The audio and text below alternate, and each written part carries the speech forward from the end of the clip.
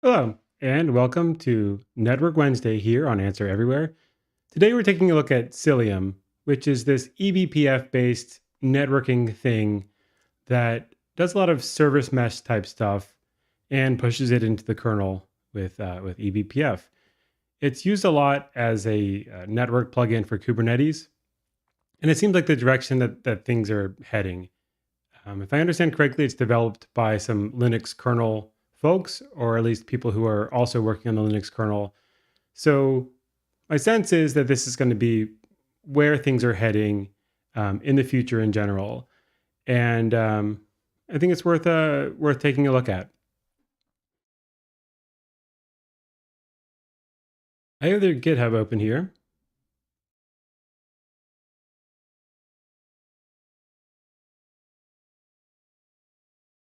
and since I've been having trouble with YouTube streaming, let me double check that I'm live. Yep. All right. Cool. All right. So here's their GitHub, and I guess I honestly don't know. I honestly don't know what to expect. I'm not very familiar with Cilium. It seems to be written mostly in Go, but there's also some C. And and yeah, let's check it out.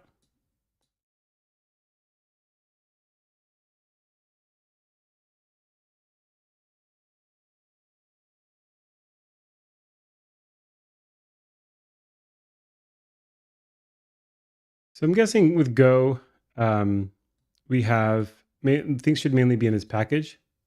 Operator is probably important. Tests, I guess I'll ignore for now. Hack, not sure. Examples might be useful. We have a directory for Envoy. We looked at Envoy yesterday, and we looked at Kubernetes on Monday, and we looked at eBPF last Wednesday. So we have a little bit of context for seeing what's going on. Daemon, I'm not sure whether that's important or not. Cilium, I guess is probably important. BPF is likely eBPF related. And then maybe I guess let's look at API stuff, API v1. And let's read their little README thing because I looked at it briefly and it seemed somewhat helpful. So Cilium is a network observability and security solution with an eBPF-based data plane. The data flows through eBPF.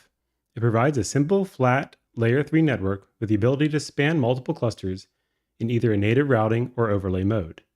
It is L7 protocol aware and can enforce network policies on L3 to L7 using an identity-based security model that is decoupled from network addressing.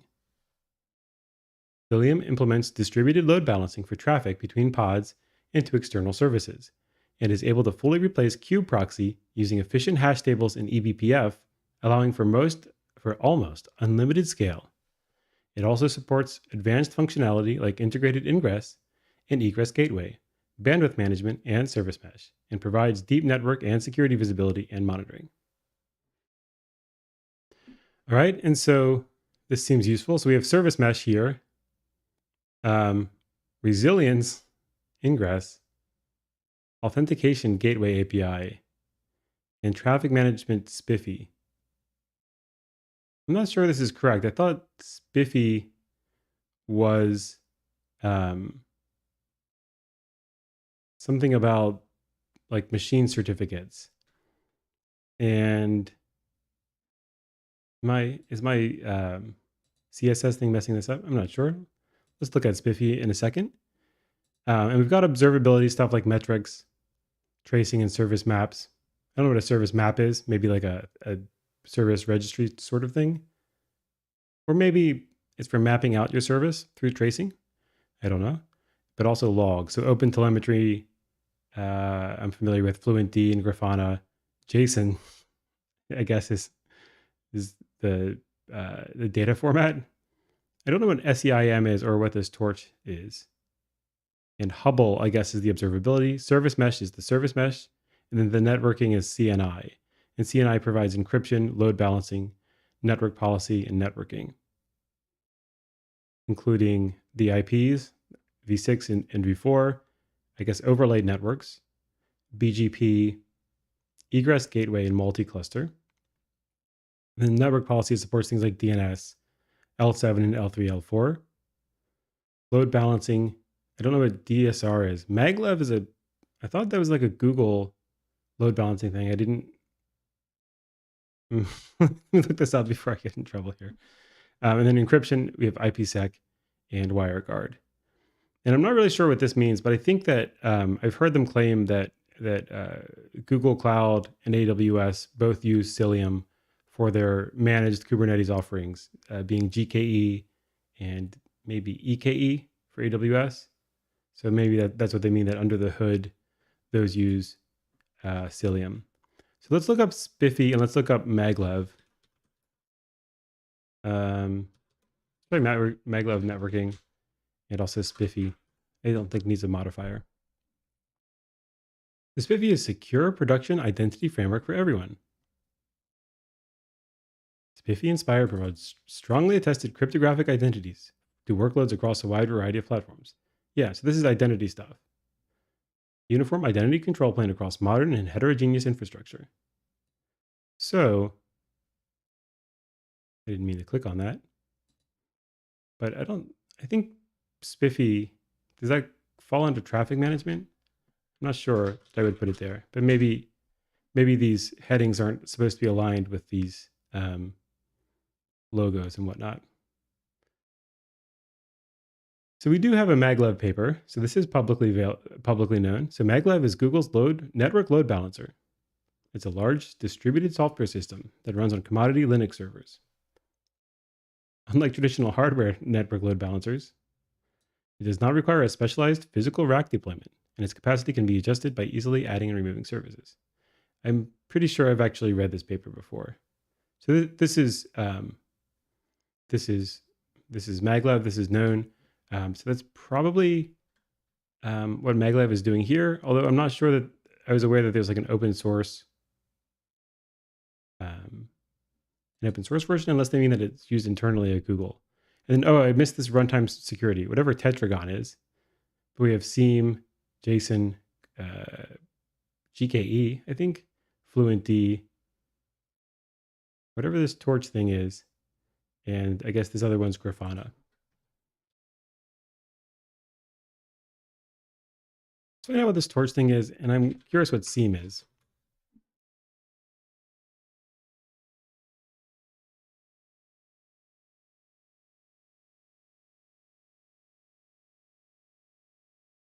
Security information and event management is a field within the field of computer security, where software products and services combine security information management and security event management. They provide real-time analysis of security alerts generated by applications and network hardware. Okay, so this is not a product. This is like a whole field of spying on things and making I guess real-time decisions based on them. And this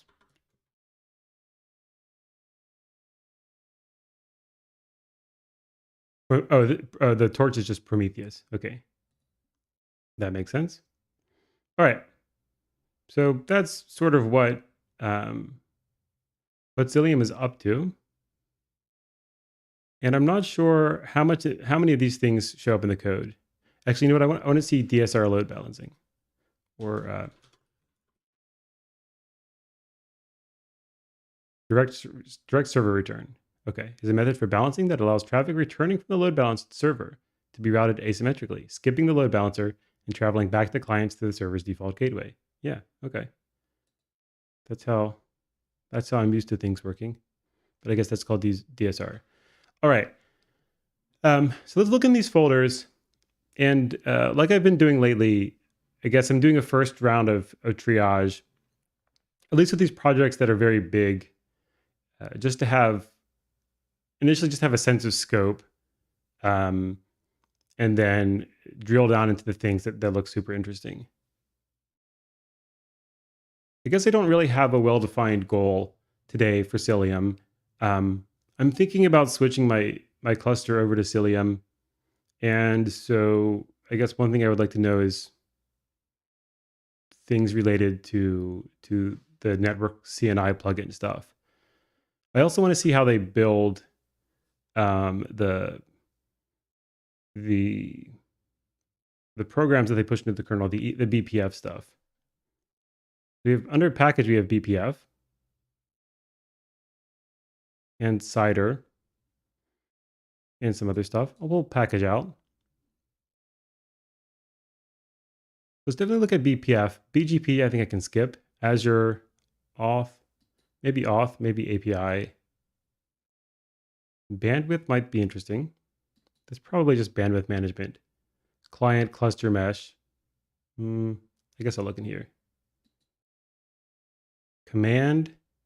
This might be command line, or it might be some set of like BGP commands in a command pattern. Container. I guess I'll look at container controller. Let's skip crypto. Let's definitely look at data path and eBPF and egress gateway. And Envoy and event queue. Flow debug is probably interesting. FQDN should be fully qualified domain name, I guess. FS watcher, probably file system watcher. I don't know what GOPS is, so we'll look at it. Health is probably not so interesting. Hive, who knows? Hubble is whatever this thing is. Where did Hubble go? Hubble is observability. So there's things like tracing and metrics. I guess I'm not so interested in that. That's mainly about passing around like tracing tokens, writing metrics in a way that doesn't interfere with performance, and allowing things like Grafana and Prometheus, I guess, to scrape them. And I don't think that there's super. I'm not sure that there's going to be anything super Cilium specific there. Kubernetes, I guess I should open. Kafka, I think I'll ignore. Labels filter. You never know with something like labels. Load balancer, let's look at. Lock. Maybe. Maglev. MCAS manager, modules, monitor, mount info, MTU, multicast, Murmur 3. I don't know what that is. NetNS. Node and node discovery. I guess I'll ignore those for now. Those might be important. Proxy, promise, probe, pprof. We look at proxy? I guess so. Rate, let's look at revert, safe IO, safe time, service. This is like a service. Socket LB seems important. Source might be where all the source files are. Everything else, I guess, might be headers.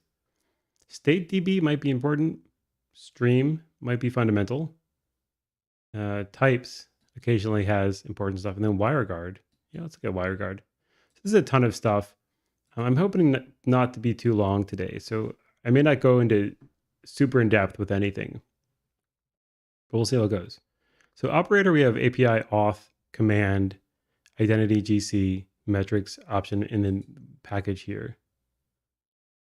Let's just pick one of these kind of at random. Let's look at ingress.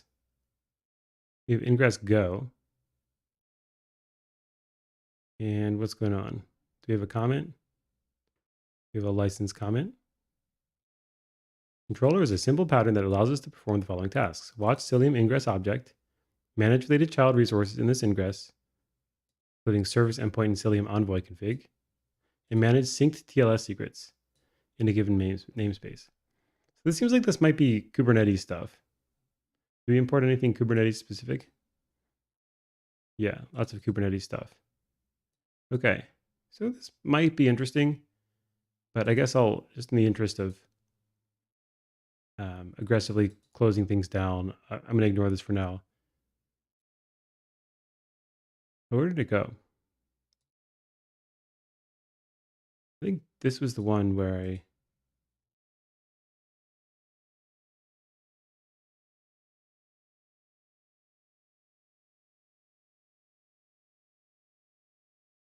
Right, whatever. Here's BPF. And this looks important. We have some C files. Let's look at that for sure. I'll maybe move this to the beginning. Let's get rid of the Cilium root directory. Examples, we get a bunch of Kubernetes stuff, Minikube, policies, CRDs, valid labels. And is there anything? I guess let's look at Hubble. Some YAML file. Okay, that's not so interesting. Cilium, we have command and main. We have things like BGP, bpf.go, a bunch of BPF files that look like they're corresponding to the C files. I guess that's this is important. Main is just going to call command.execute. Let's look at that in a bit. Here's API v1. It's got things like client, flow, health, models, observer, operator, peer, recorder, relay, and server.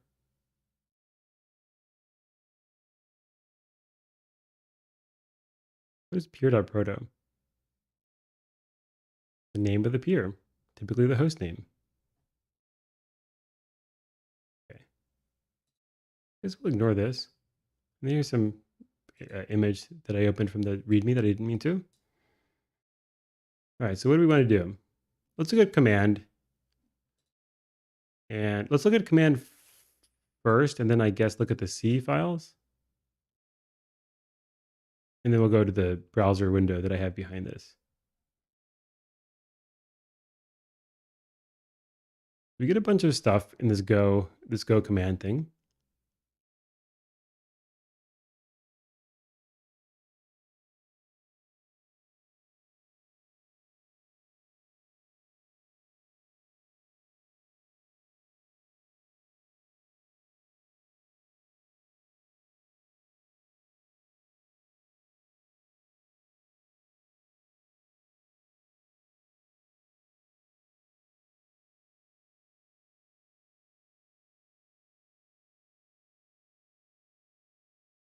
So what do we want to see?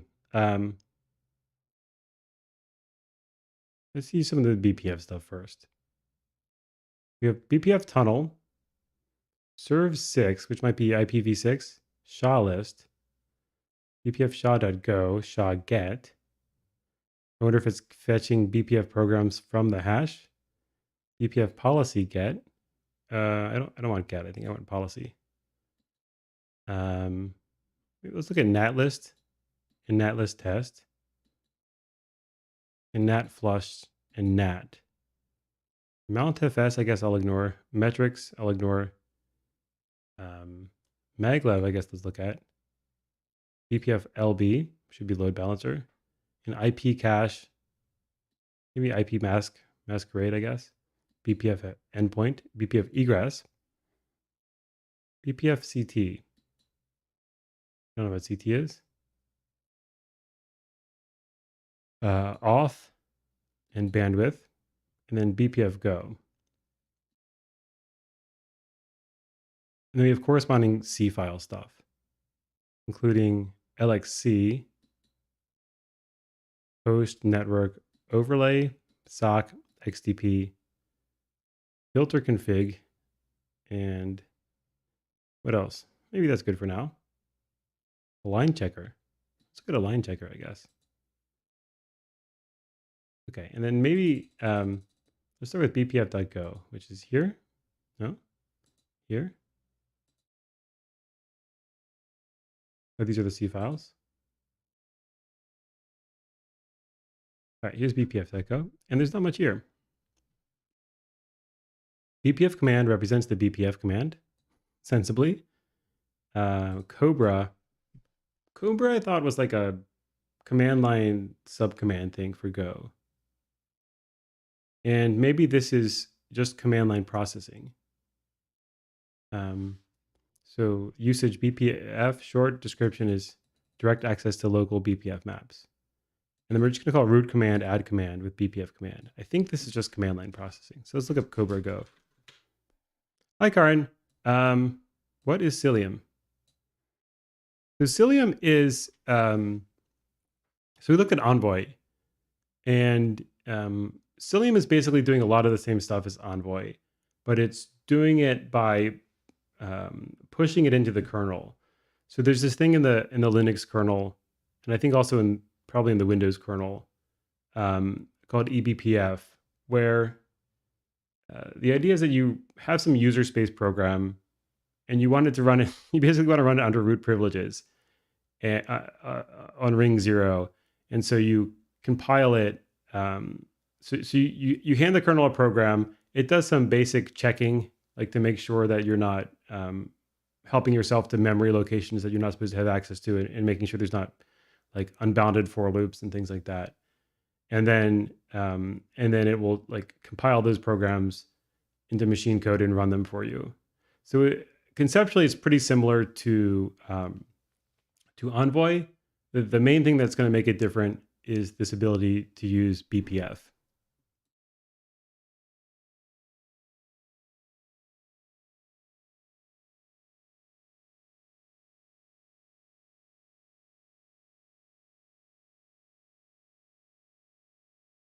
Okay, so Cobra is a CLI framework for Go.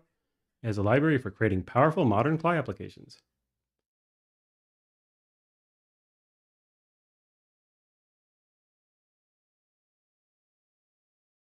So if these are all command lines CLI stuff, then maybe this whole thing all of these things that I opened are not so interesting. But let's check it out. So these are all commands. Yeah. So can I just close these all?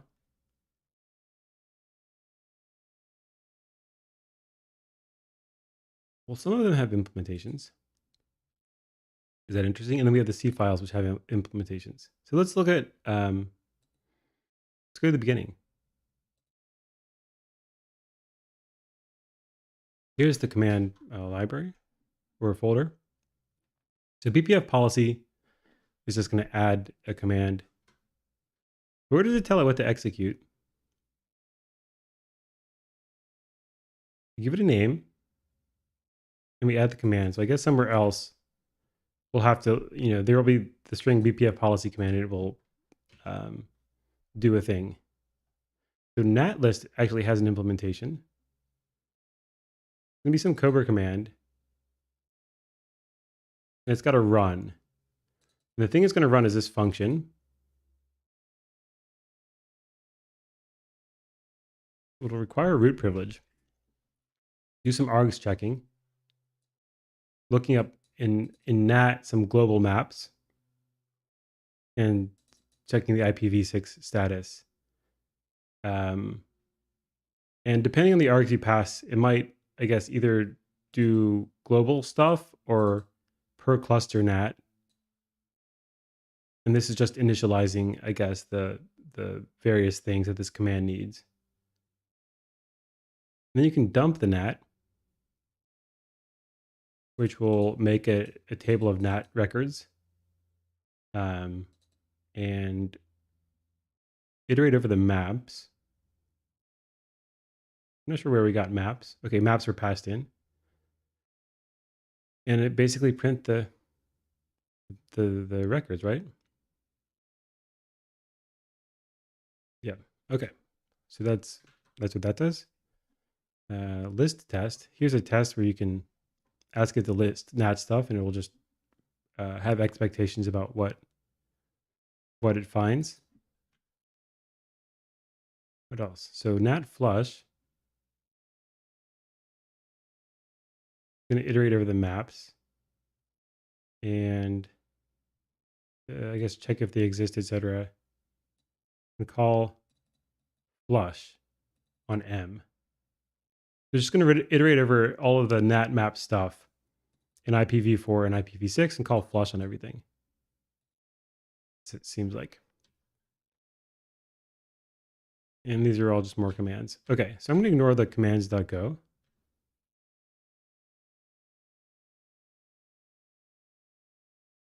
Here's BPF LXC. I'm not sure what LXC stands for, but this is now a C file.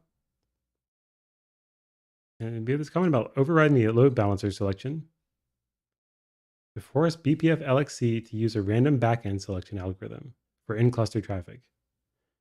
Okay, so for whatever reason, if you told it you wanted some load balancer, we're going to override that to use random selection. Otherwise, it will fail with the maglev hash algorithm because Cilium doesn't provision the maglev table for cluster IP unless BPF dot lib external cluster IP is set to true. Is this if deft around something? I don't see it. I guess we're going to also, so this is why we are undiffing LB selection. We have some stuff about per packet load balancer is needed if all LB cases cannot be handled in BPF SOC. Okay.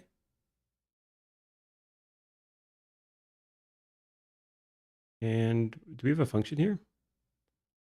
We're going to always inline it, and per packet load balancer service x late translate 4, I guess IPv4. We should probably have a translate 6 function. Yeah. And LXC. Let's see, see if we can find LXC kernel. Oh, LXC is the container stuff. A user space interface. LXC is a user space interface for the Linux kernel containment features. The things that use LXC include kernel namespaces. Oh, no, sorry. LXC uses the following stuff. Okay. Right. Maybe LXC is not so important, though. We have this per packet thing, but maybe we should look at it. We're going to, I guess, allocate a bunch of stuff or create some variables. Like if the thing has a header, we're passing an IPv4, so it's a IP header. We're going to extract the tuple, and we should basically just hash the tuple, right? So ret is the tuple. Maybe that's what we're going to return. And we look for an error. And then we're going to fill key somehow. I'm not sure what the key is doing. And then we're going to look up a service and get the service by doing some sort of lookup using the key. Okay, I guess fill key is going to like hash the tuple and find the service that corresponds to what's hashed. I guess. Is that what's going on? And then, so we get the service by doing this lookup. And we check if it's an L7 load balancer, in which case we do some proxy stuff. Otherwise, we have this LB4 local thing. We do error checking, and then we return ret. Let's see, I don't think fill key is going to be defined here.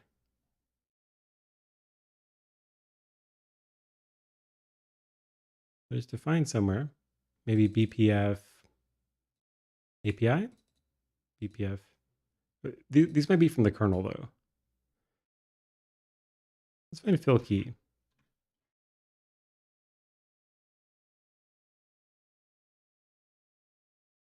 I just grab the tags file.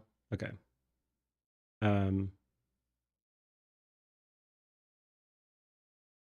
Unfortunately, I don't know what that means. So let me just try grepping for fill key.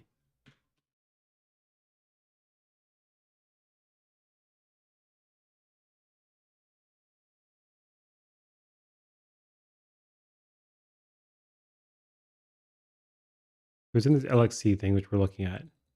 It's for, it's an load balancer.h, I guess. Let's open this.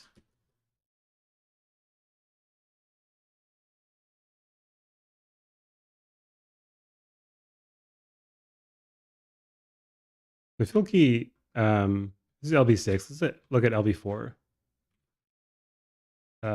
Is going to set the key proto to 0.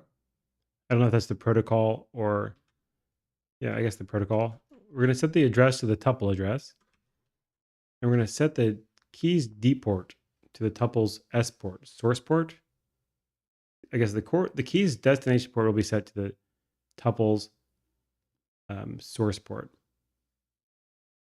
And that's all we're doing. And it says, fix me after adding support for different L4 protocols and load balancers. I don't know why. We're only using address and port, right? I thought that like we should be using uh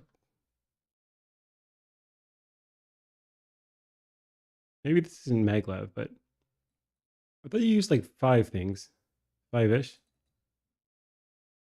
So maglev uses a 5 tuple of information. Let's find out what that is. The maglev uses the protocol, which we set to 0, the source address and port, which we have populated, and the destination address and port. So maybe we know the source. Maybe we know something about the source or the destination already, and that's why we don't need it. I'm not sure.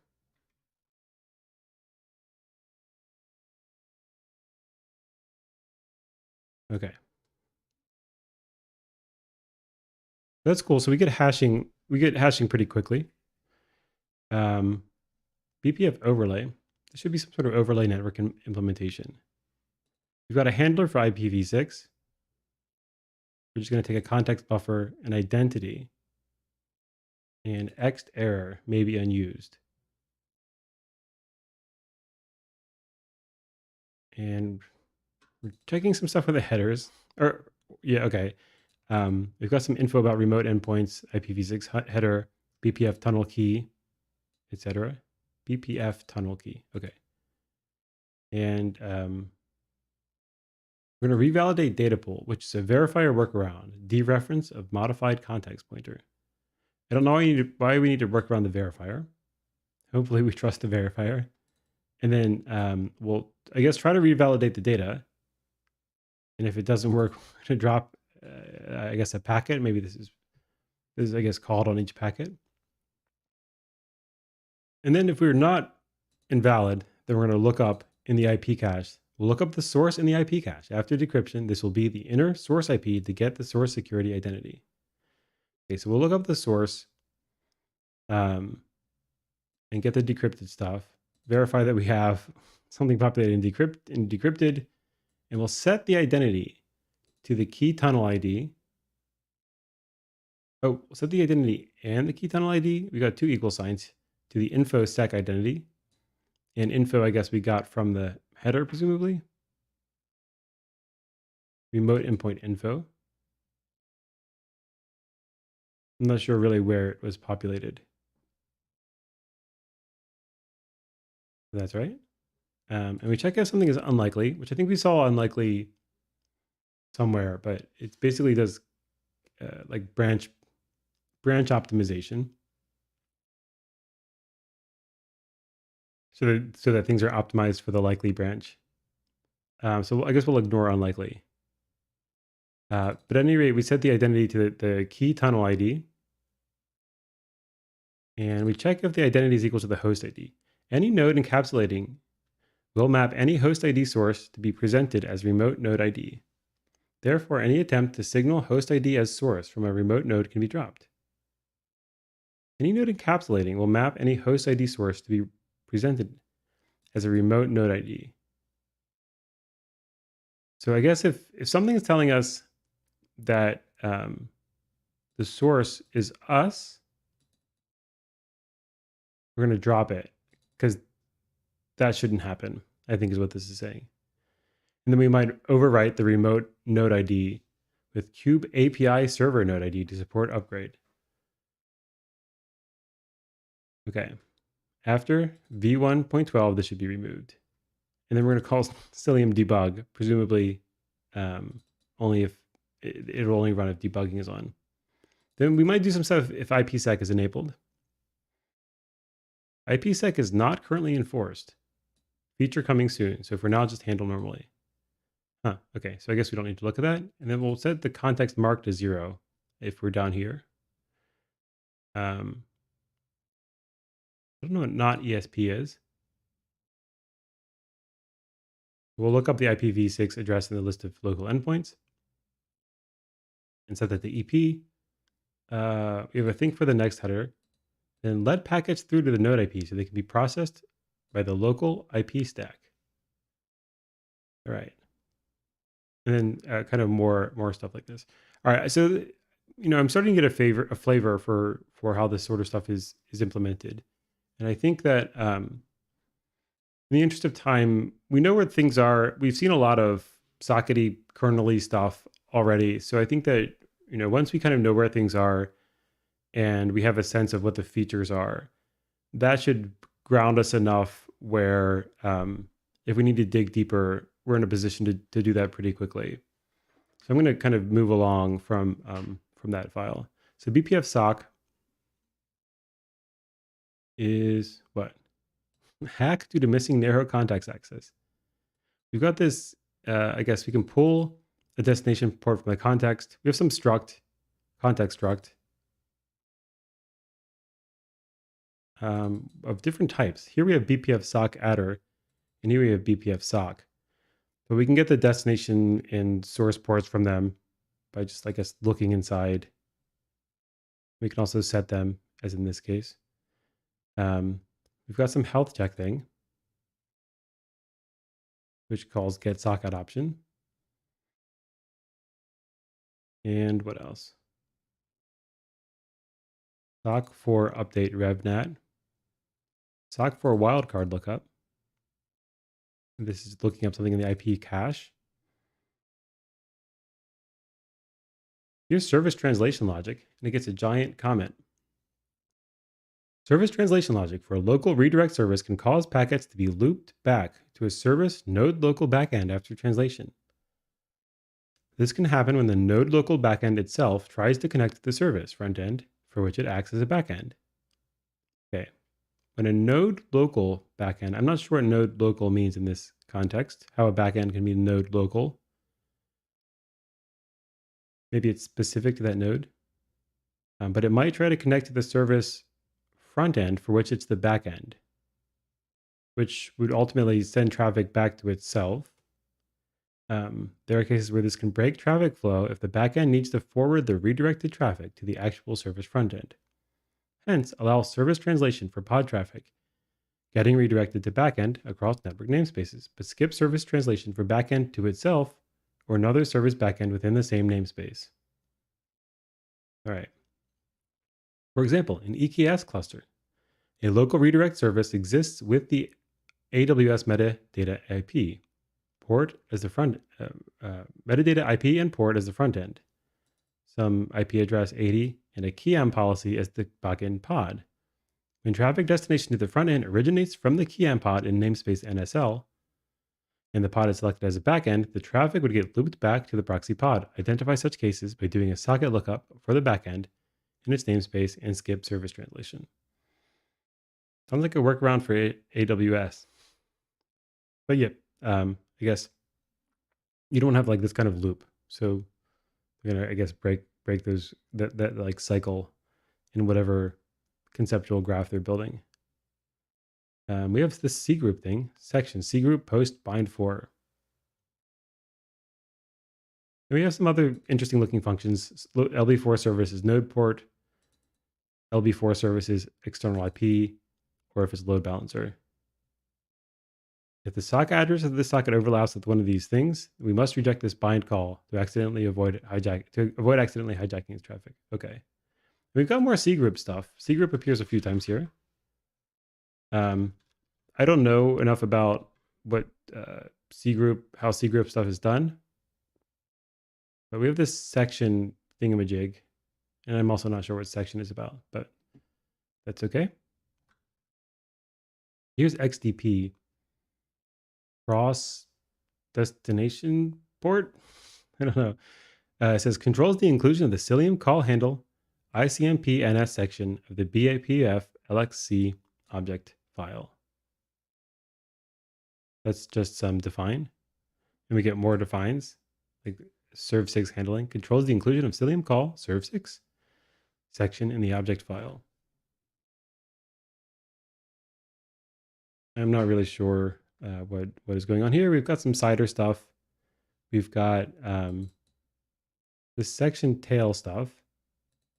And we can tail LB IPv6, which will take a context buffer. And we ultimately call BPF XDP exit. What is XDP?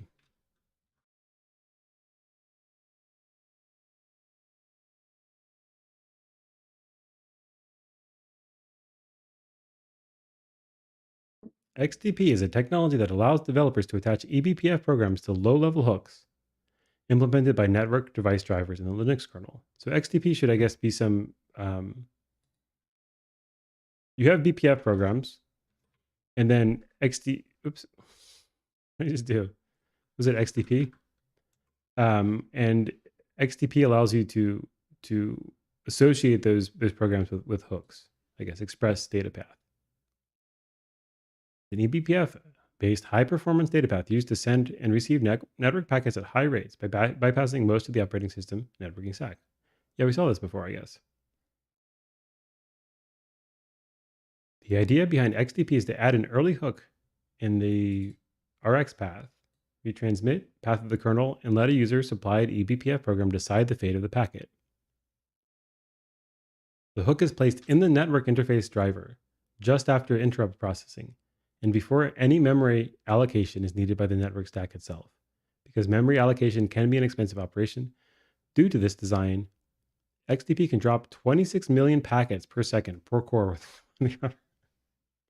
So this is, as I was reading the sentence, as I was reading this paragraph, I was like, yeah, this would be really useful for like if somebody's trying to send you nonsense data or like DDoS you. But just for some reason, the idea that like you would brag about how quickly you can drop packets is kind of funny because in theory, network cards should be used for communicating with other computers, not dropping packets. But this seems like it'd be really useful, and it's built in. It can be built into the network, into the driver. I wonder if it's possible to build it actually into the network card in some cases, and then that would be super useful for just not using compute resources to deal with nonsense. Hi, hello everyone. Hello Lucas. Hello Meet. How goes it?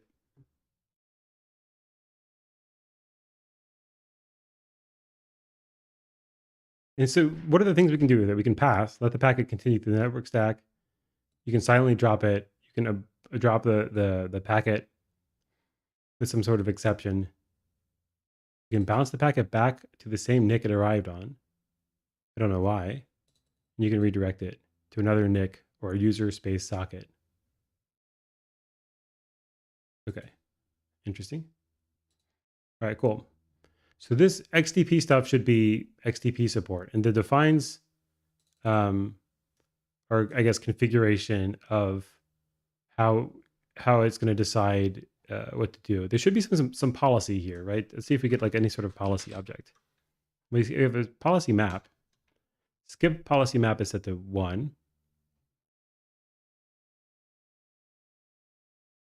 But that's the only policy thing I guess we have.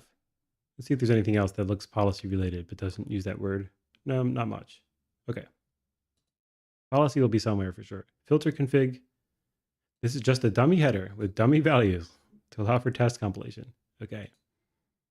And then we have align checker. I don't know. I guess we're checking alignment in memory maybe. The counter macro expands to an integer value, which is increasing every time the macro is used. Extra macros are required so that the counter value is actually expanded before concatenation with the prefix. Right? And we're just adding a bunch of type. Whatever add type is, I don't know. Add type, okay, it's going to expand, call this expand thing with a counter. I don't know how this is checking alignment, but we're expanding various things. And these are types like IPv4 CT tuple, LV4 key.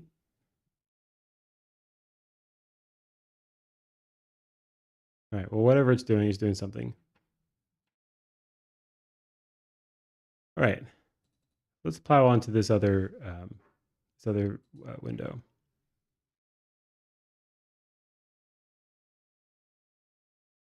So here's BPF in package as opposed to in command. So a bunch of the stuff we like wanted to see in package will probably be actually here. Let's look at bpf.go and bpf Linux, I guess, as the initial thingies. And then what is binary? I don't know. Binary.go. This is, I guess, for encoding and decoding binary streams, lists of bits, essentially. Generic type counter. Thanks, Meet. Add type. What? Why is it counting types? Is it counting like? I guess I could look up a type counter. Is it for like reference counting or something? Not word counter. Big type. Let me try programming.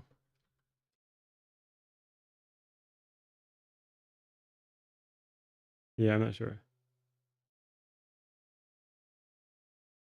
It's counting something for something. I don't know if it's for like metrics or something else.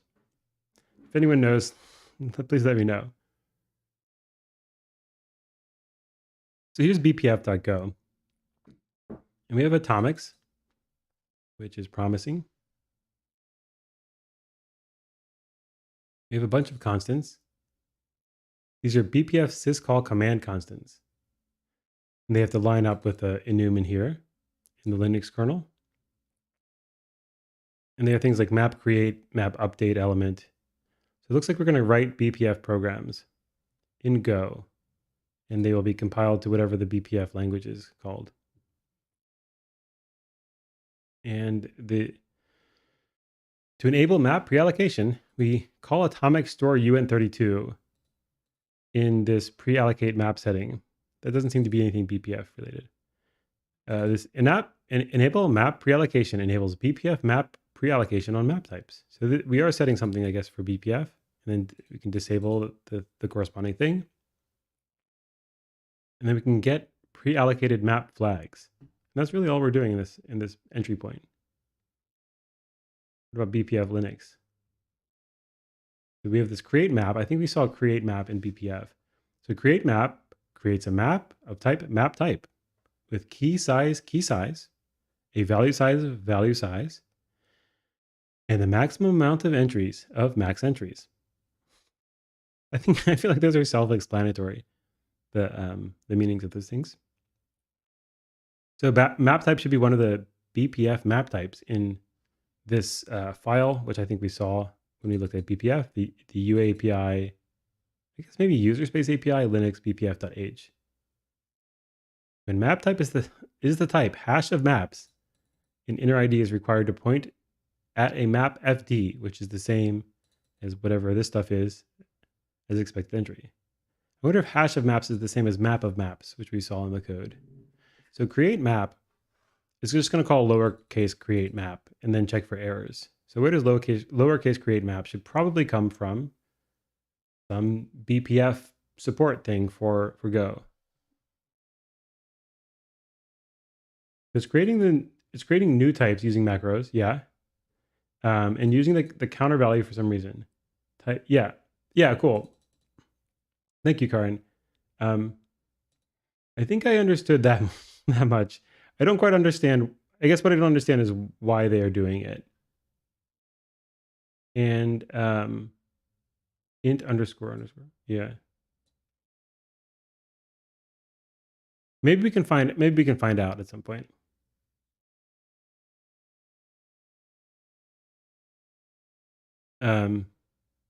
Okay, so let's find out where create map is from. I believe somewhere that we'll be importing some BPF stuff. This is package BPF. Maybe create map is implemented here with the lowercase. Yeah, here we go. Okay, so maybe we're not maybe we're basically they're rolling their own BPF library somehow, which would make sense if they're one of the early adopters of BPF Go stuff. Okay, so when we create map, we give it a map type and all of this other stuff, and it's going to return an int and possibly a syscall error number. So I guess we're going to make a syscall and we might get an error. In fact, let's find out where this error is populated. So is, you got this metric stuff and option stuff. Okay, unix.syscall with the sys map create with the UN pointer, whatever UBA is, and its size. Okay. And that's the Unix syscall. I don't know what the second return value of Unix syscall is, but let's maybe look that up just for fun. Then we're going to call runtime keep alive on UBA, which is maybe saying don't garbage collect it because we've handed it off to C. Let's look that up too. And then UBA is some unsafe pointer for U, and similarly for size, unsafe size of. And then U is like a go struct. It's actually a pretty nice like foreign function interface. Okay, so we have this UBA common, the map type, the key size. Okay, this is actually really straightforward, I think. There's really not much to say here. I feel like this is straightforward, at least to me. Maybe. Okay, so let's look up Unix syscall and runtime keep alive for Go.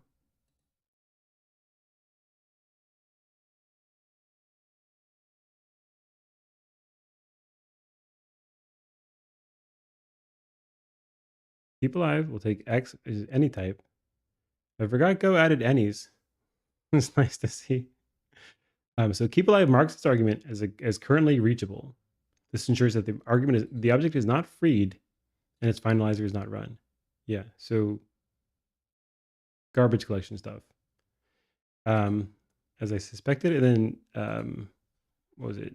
Unix run syscall Golang. I just want to know what it's got 3 return values, right? So what's the second one that we're ignoring?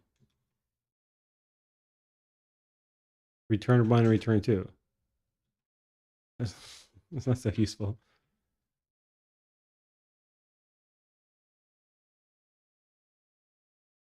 Raw syscall.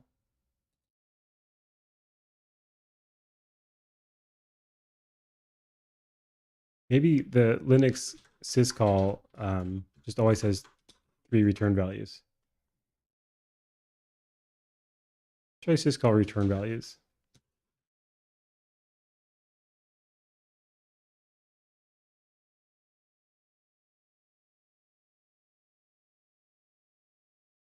The return value is defined by the system call as being invoked. In general, so it just returns the error number, I guess, syscall.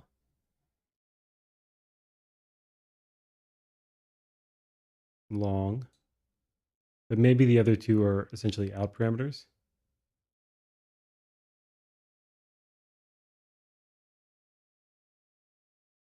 Try Linux syscall.h.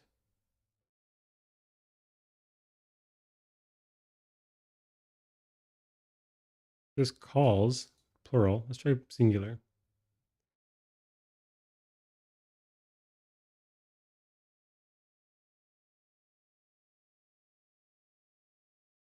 That's ASM generic.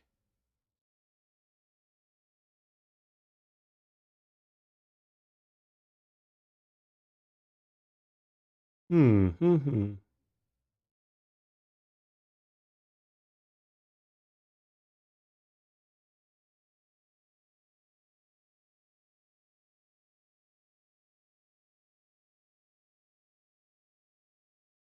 Yeah, I didn't think that would work.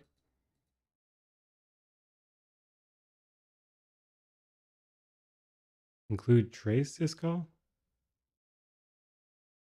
Syscall entry in the f trace syscalls array. I don't think this is what I want. What are my other options here? Maybe kernel.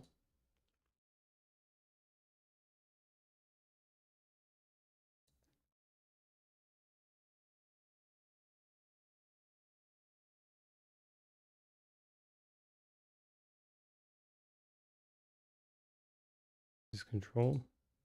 Sys.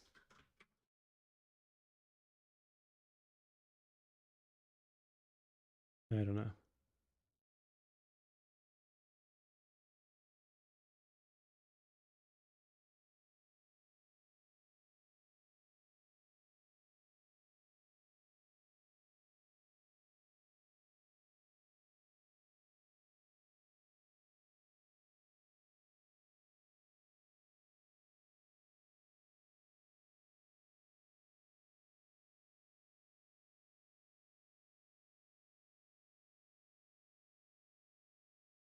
Let's try syscall return value again.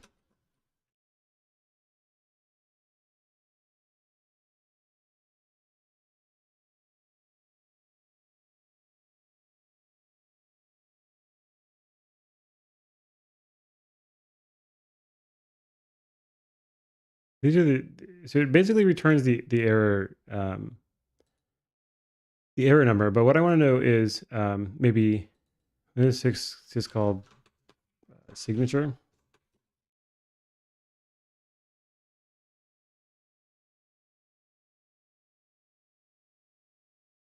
Maybe I think there's maybe no general syscall interface. Maybe it just goes abstracting it, and you can some of them return two values or something. I'm not sure. I guess it doesn't really matter, and I don't want to go too far down, spend too much time looking that up if it's not like so essential to understanding what's going on. All right, is this the only thing I had? He was off.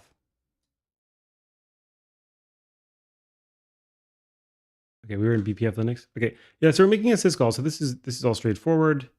We're basically making struct in Go, and then turning those structs into C pointers, and then calling this Unix syscall function. That should be some Go library that's going to do the actual syscall, and then we're checking for errors, and that's how we pass things into the kernel. And everything else here should basically be like implementation details to make that happen. Update element from pointers updates the map and FD with the given value. Okay. You can look up elements, which ultimately calls lookup elements from pointers. And we're calling this keep alive. Okay. So I'm just going to assume that's all this thing does.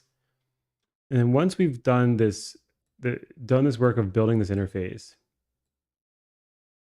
then we can call these Go functions like create map, which is capital, so it's being exported. And the thing that's handling BPF is calling these functions. And I'm not sure whether the BPF stuff is being programmed using these functions like in a single place, the way that you would program something, or if there's just a bunch of logic surrounding any given call of this function. But maybe let's look at let's see if we can find usages of what? Of create map. We want create map, or maybe update element is more common. Deprecated use update element from pointers. Try update element from pointers.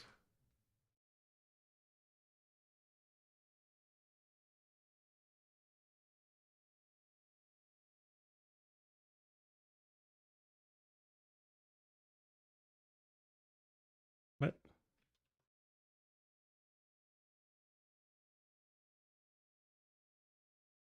What? Go here.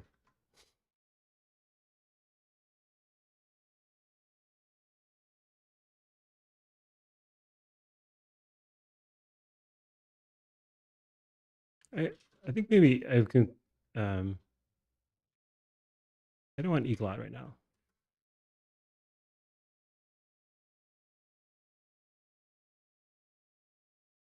All right. I think I've confused Emacs because it's trying to run equal and I just wanted to look at the tags. We can fix this.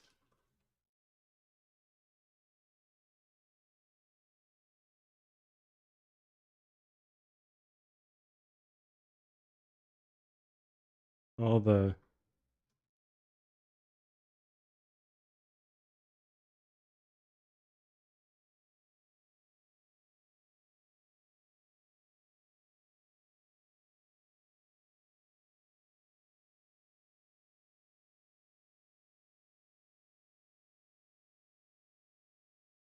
that seems to have worked. Okay, so here's update element from pointers. Okay. This is definition. I don't want the definition. I want maybe let's see. xref find something references.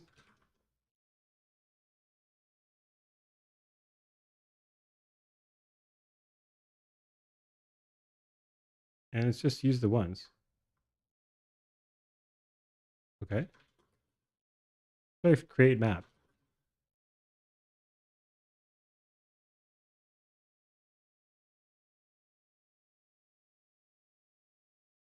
So create map is using clustered NAT.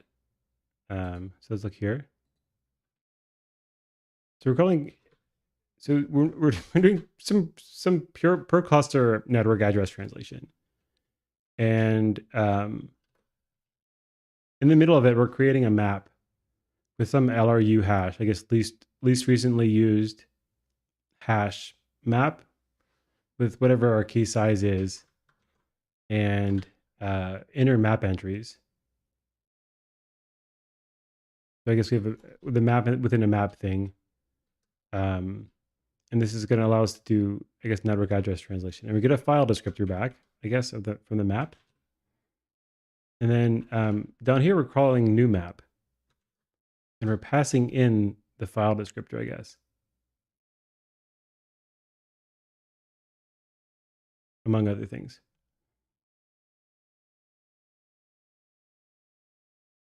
And this is new per cluster NAT map. So update cluster NAT map. Yeah, okay. So now, I mean, this is kind of giving us a sense of what how things interact with BPF. So this is we have like a higher level API. So we have the C code on BPF, like that's running in the kernel, and it's doing things like validating BPF programs. And you can create a BPF program by giving it a syscall with appropriate, the name of the thing and the pointers to things that you want to pass into it.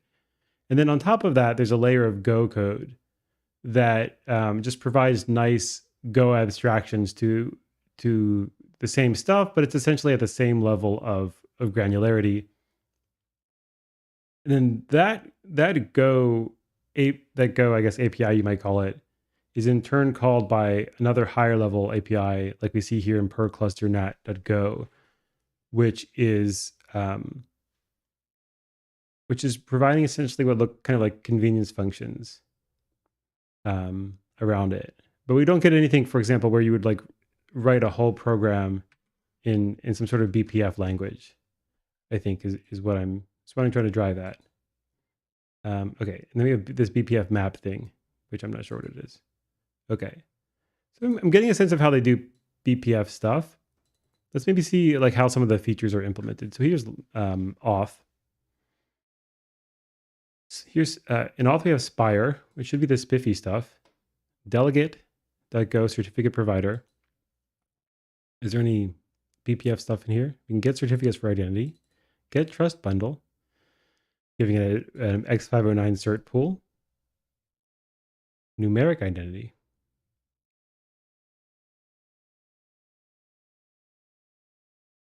Maybe this just means an identity from a number. Numeric identity has another meaning in like math or philosophy, but I'm not sure if that's what this means. And then we can take an ID, turn it into a spiffy ID, and do some stuff, including mute. Okay, so we've got a mutex for whatever the SVID is. Maybe service ID store. We'll look up in the SVID, the spiffy ID. And I'm not sure what SVID is, I guess. And there's not so much BPF stuff there, but that's some of the Spire stuff. Null auth handler. Let's look at MTLS auth handler. Why not? This should be some sort of handler, I guess, for MTLS auth.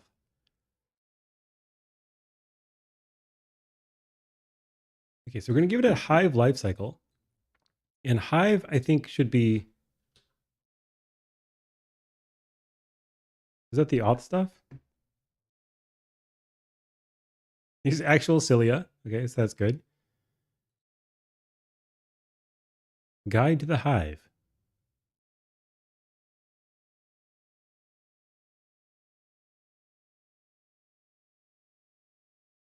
What? Can I not make this dark?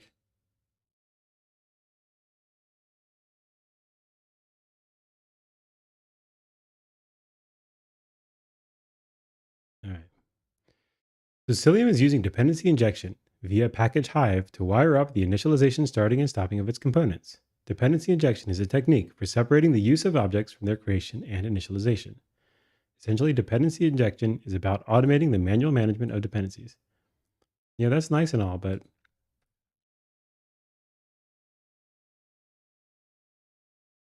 is that uh, look at what Hive was on the diagram.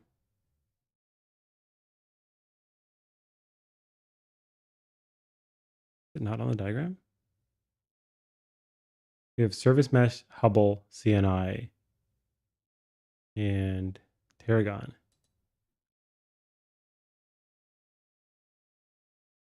Huh.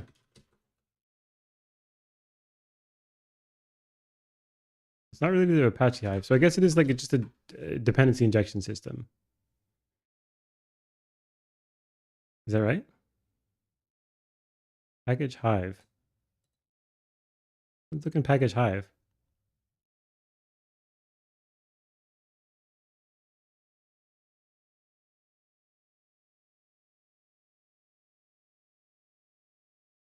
We have Cell, continuing with the Cilium theme. And we have life cycle test, Hive, shutdowner.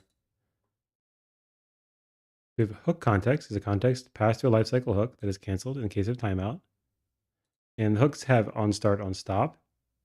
What's the lifecycle? We've got some mutex stuff. We can append start, which wraps and we're going to wrap the context to make sure it gets canceled. Stop, print hooks, get hook function name. Okay, so lifecycle stuff. It's pretty simple lifecycle. It's just mainly got stop, start, and a couple other things. So Hive is a struct that has a container, some cells, shutdown, and prefix, lifecycle. Okay. Hive is a framework for building modular applications. It implements dependency injection using the dig library. Okay, so now we should look up Golang dig. A reflection-based dependency injection toolkit. Okay, so we're doing reflection, which I think you kind of have to for most dependency injection stuff. And we're using it for dependency injection. And that's really what Hive is about. And that's good enough for me. Just a package manager for dev dep. Yeah. Oh, my chat is paused. I'm sorry to hear that. Let me check. Let me check if it's still paused. It's possible that I temporarily got disconnected or something.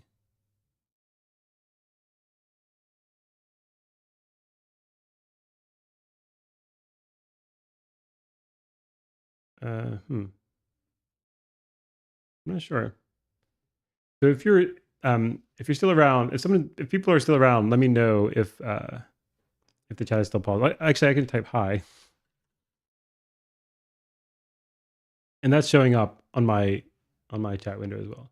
Okay, so hopefully that whatever is happening with the pause, hopefully that's done. So we can create a new MTLS auth handler, which takes this lifecycle thing in, and some config for the MTLS. Okay, great, it's working now. Thank you. Some params and a logger, and we're gonna get an auth handler result. Okay, and we just do some checking and return the struct. The struct has the config, the log, and assert. And then LC append, LC I think is the Hive thing, lifecycle append, Hive hook on start. So I guess when something calls on start, the MTLS on start method will be called, and then similarly for on stop. And they're going to return auth handler wrapped in this auth handler result. And authenticate will take an auth request, an auth response, and will it use eBPF? That's the question of the day. We'll get the certificate for the identity, do error handling, get the CA bundle,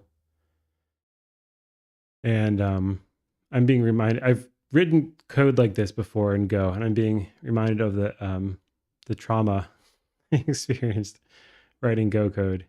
I really went into Go hoping, expecting to like it a lot, but I found it.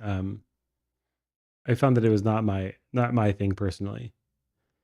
Um, okay, so we're gonna set up a TCP connection, but to where? To, I guess, the remote host IP. Why? We're authenticating some request. And what is AR? So the AR has some remote host IP.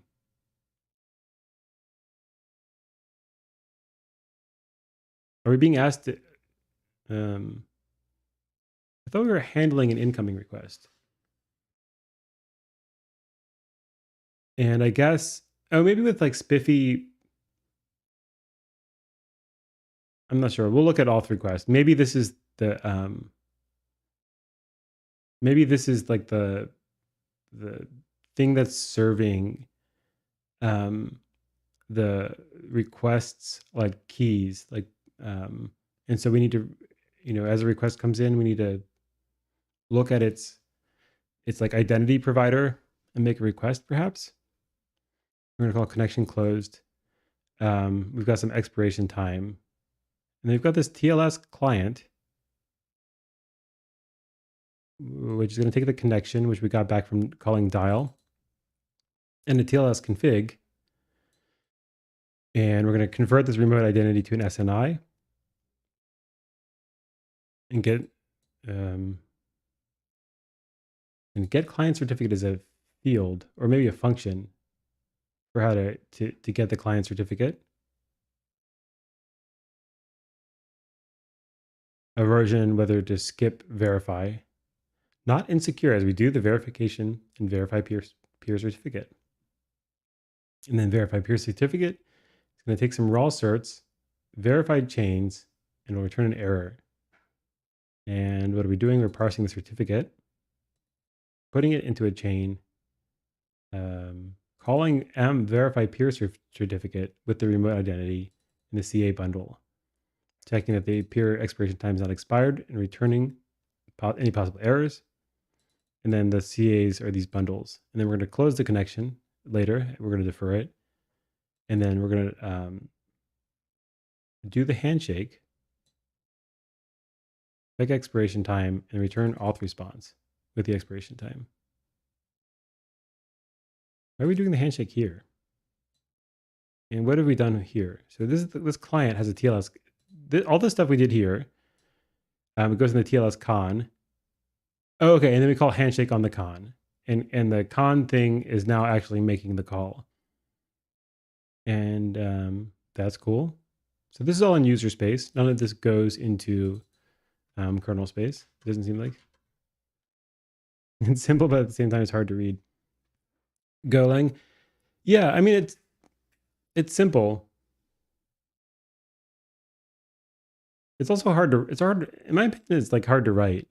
So if you read the Go papers, they talk about how they've simplified a bunch of stuff like the syntax, and their hope is that it's going to make tooling and stuff easier. I think what I've found is that the complexity has to go somewhere, right? And so if the complexity is not in the language itself, it's being supplied by the programmer. And so it seems a little bit nicer to me to like have the complexity go in the compiler and have like a really well thought out compiler and language. And then since the compiler is handling the complexity, the programmer doesn't have to handle as much. And so like that kind of shows up in the way that all of this error checking for nil, and it's kind of like easy to make null pointer errors. I found in Go, and they're not really often they're not caught until runtime and stuff, which in other languages you wouldn't have those issues. But yeah, it's just kind of it's also verbose, and it's very what's the word? There's a lot of like strong conventions, and if you like those conventions, then those can be good, but they're kind of baked into the language. And so if you don't like those conventions, you'll be like fighting them the whole time you write it. That's my experience. A lot of people absolutely love Go. So take that, take whatever I say with a grain of salt.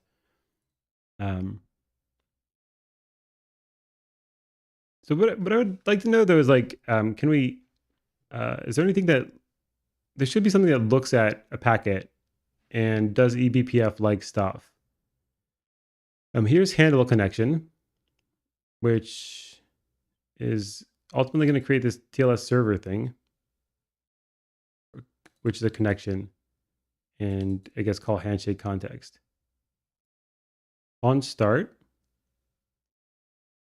we are going to make a channel and listen for connections. And on stop, I guess we'll cancel socket listen. What is M?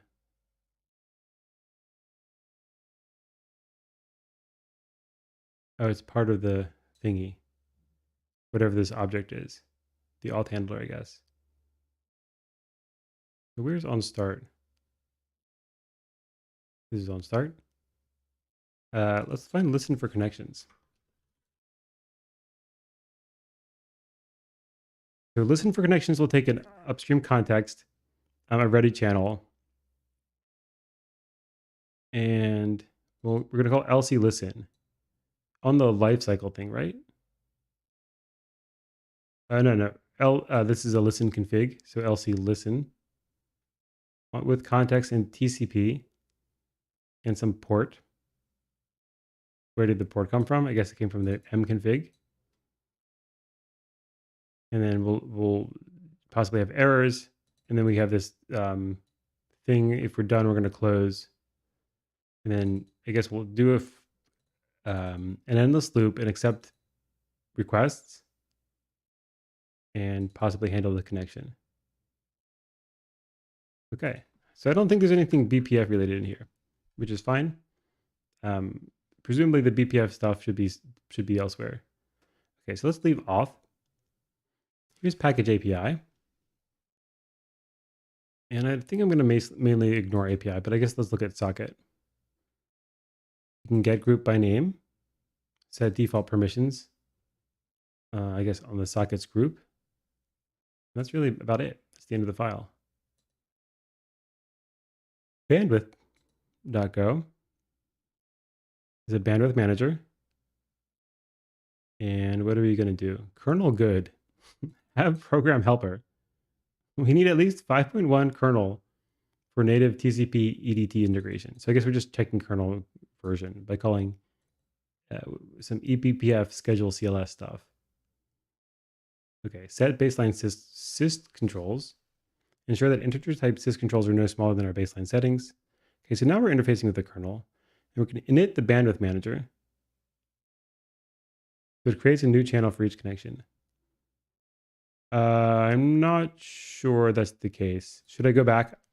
I thought it was each connection. I think we're just calling listen. I'm not sure. I think you'd have to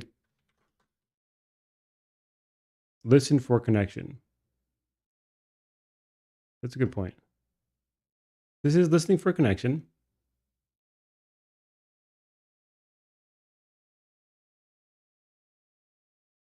Where's the channel? Did we make the channel here? I think we made the channel on start. See if we can just search for channel. Yeah, I think we made one channel on start. And is this where we listen for stuff?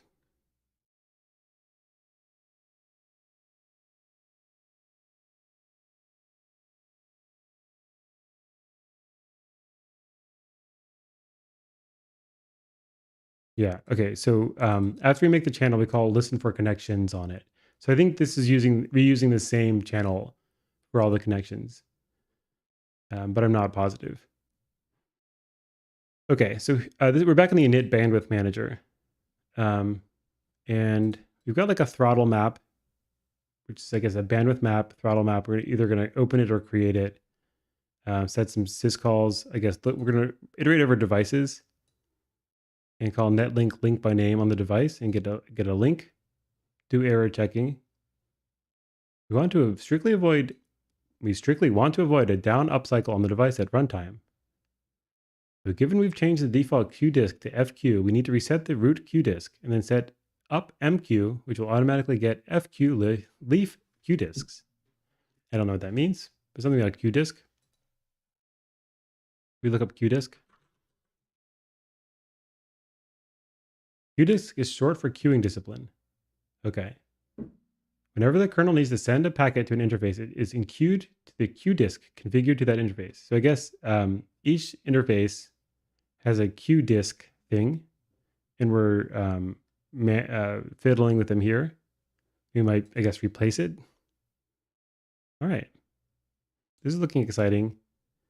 So, and then what do we ultimately do? We might log some stuff. We do this QDisk stuff. Do we return it? It's basically a function that returns nothing. So this is just setting stuff up. All right, cool.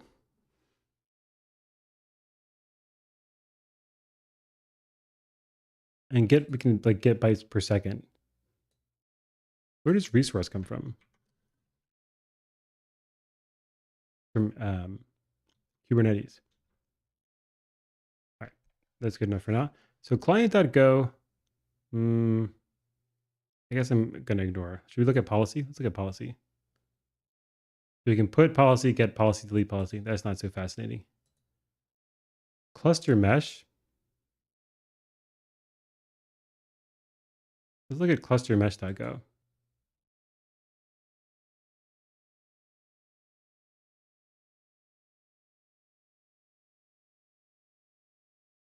Configuration is the configuration that must be provided to new cluster mesh.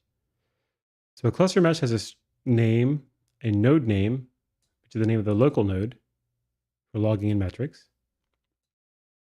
a config directory, which is the directory that will be watched for etcd configuration files to appear. So I guess we're using etcd, presumably from Kubernetes, and that we're going to watch that etcd thing. And if it changes, I guess we might readjust config or something.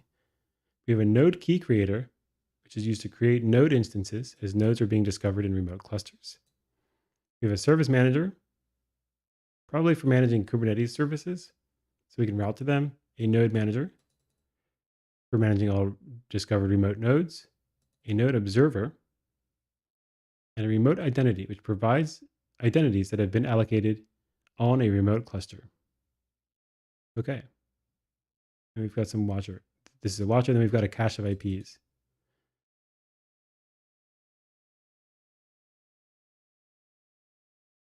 And we've got like setters and getters. And here's the cluster mesh struct. A cluster mesh is a cache of multiple remote clusters. We've got a mutex, some clusters, which is a map to remote clusters, controllers, which is a pointer to a controller manager, a config watcher, the IP cache, a global service cache, it's a list of all global services, and some Prometheus stuff. But did we see what a cluster is? Type cluster struct. No, but we have a remote cluster.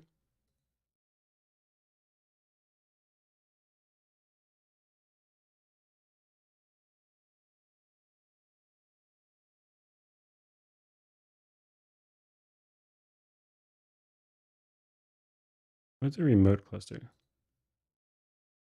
Remotecluster.go. That will tell us. The remote cluster represents another cluster other than the cluster the agent is running in.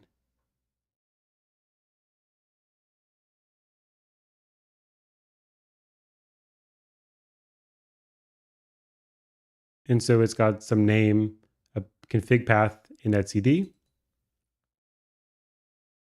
Is the path to the etcd configuration to be used to connect to the etcd cluster of the remote cluster. All right, so this is in our own etcd, I guess. We have a configuration. And that configuration will tell us how to connect to the remote etcd as a client, I think. And some other stuff. Okay. So that, I guess that's for multi-cluster support. Here's command. And we're going to ignore command. Container just has ring buffer and ring buffer test. That's an interesting controller. This could be anything really. Let's look at manager. We have a controller map, which is a map of controllers. A manager is just a list of controllers with a mutex. We can update controller and whatnot. Let's look at controller.go. We have a controller func, which is a function that the controller runs. I guess the controller runs a single function.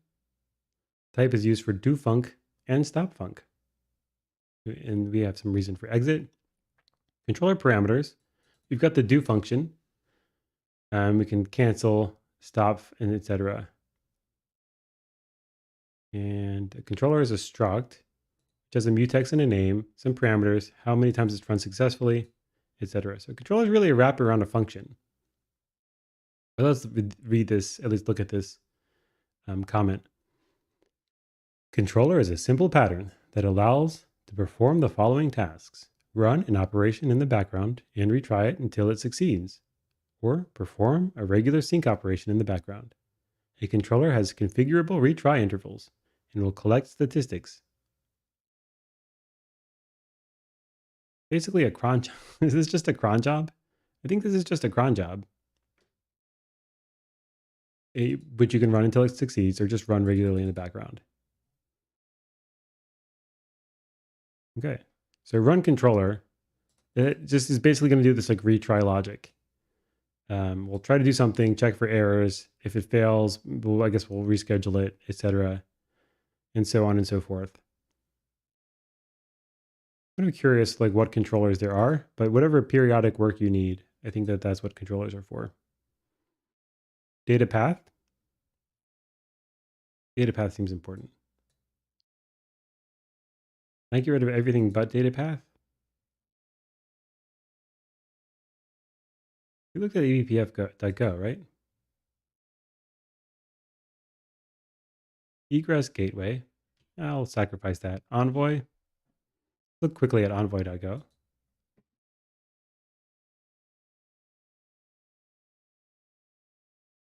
I'm just curious, like, what are they doing with Envoy? Transact with some query string.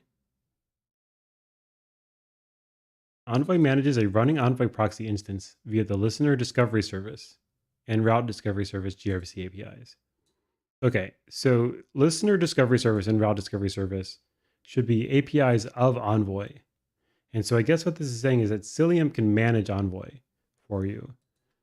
I don't know exactly when you would want to use that, but maybe you've already got some Envoy installations and you want to add Cilium. And so you want to hand off control of your Envoy stuff to Cilium. Here's an event queue. This might not be exciting. Event queue is a structure which is utilized to handle events in a first in, first out order. It's just a queue. GOPS as cell.go. Cell creates the cell for the GOPS agent. Yeah, I thought GOPS was a Google thing. I don't remember what it is though. Oops.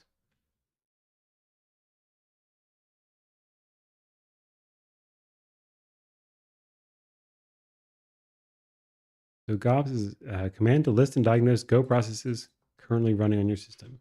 Okay, some Go thing. Hive, we'll ignore. Hubble. This was Hubble's named after the telescope, I assume, and this has got metric stuff in it. So I think this is observability. And so if it is, I'm going to ignore it. But let's double check with the diagram. Hubble observability. Okay. So I'm sure that's an essential feature, but we're not gonna look at it. Here's Kubernetes support. This should just be basically wrappers around Kubernetes stuff. I guess I'm gonna ignore it. Labels. I'm gonna ignore labels and try to get to runtime. Labels filter. Load balancer. Let's take a quick look at load balancer. It's not much here.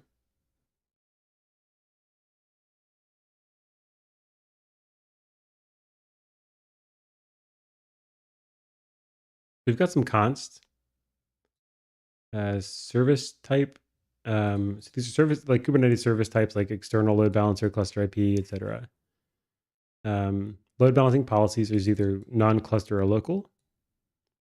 We could possibly be doing NAT 6.4 or NAT 4.6. Here's some flags, some flag manipulation logic, and some more constants, like whether we're quarantined, which is when its backend is unreachable. It will not be selected for load balanced traffic. And are we doing any work? It's just all set up in this file. So the backend is a struct that has like things like a port name, a wait. Wait should be like, I guess wait's used in the load balancing decision, a node name, and I guess whether it's preferred. Indicates if the healthy backend is preferred. Okay, and then a service is a struct that has a front end, multiple backends, a service type, and all of the stuff you see in the Kubernetes YAML file if you're familiar with Kubernetes services. We've got is valid state transition. And this is just some kind of state machine to say that like you can't,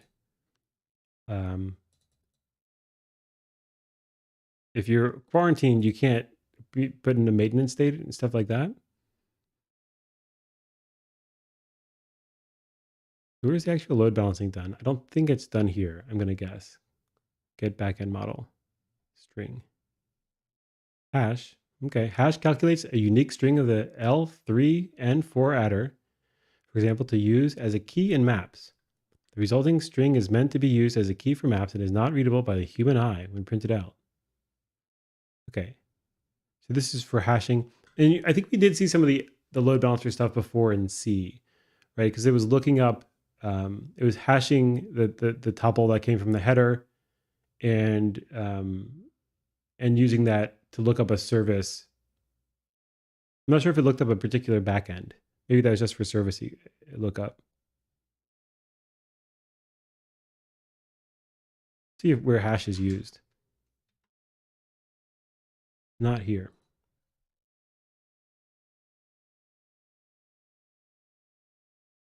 Let's come back to load balancing. We have some documentation. Okay. Lock, I guess we'll ignore. Maglev. Let's see. Got some seeds. Whatever this string is. Default hash seed. Default table size. We can init maglev with the seed and backend table. This is looking promising for load balancing, I guess. So get offset and skip, whatever that does. We can get a permutation. And permutation, to get a permutation, we're going to give it the backends and an UN64, the number of CPUs. We're going to get a list of UN64s back.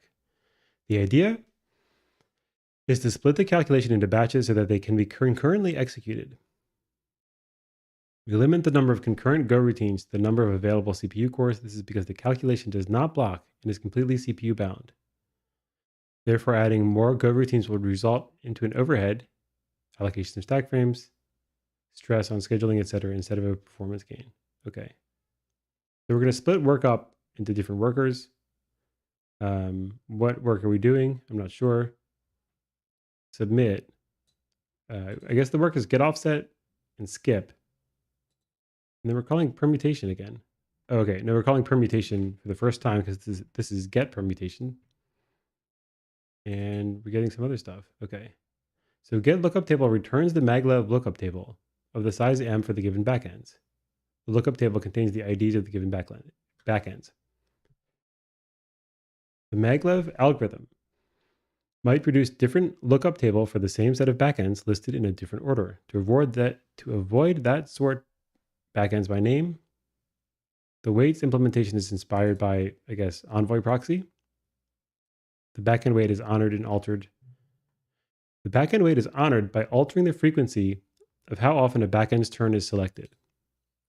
So I guess this is kind of like a weighted round robin sort of thing. The backend weight is multiplied in each turn by n+1 and compared by weight center of backend name value, which is an incrementation of weight sum, but starts at backend's weight over the number of backends, so that each backend is selected at least once. If this is lower than weight center of backend name, another backend has a turn, and weight center backend name is incremented. This way, we honor the weights.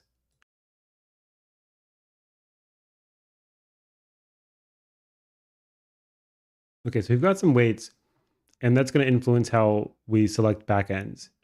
And kind of within the framework of that algorithm, we're essentially doing a round robin. So you don't get strong guarantees, which is what you want. The way the stuff is distributed, but there's a central tendency that is in line with the performance goals. Derived permutation slice length derives the permutation slice length depending on the maglev size. I don't know what the permutations is doing. Permutation is the slice containing the maglev permutation calculations.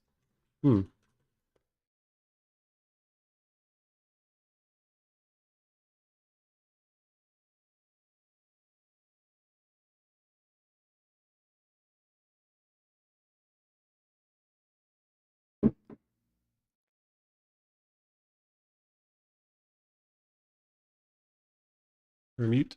No?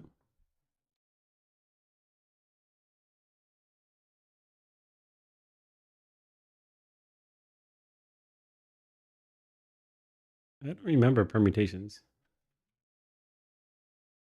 Okay. Permutation at I is offset plus I times skip modulo 7. This is for consistent hashing. Then we have some permutation table.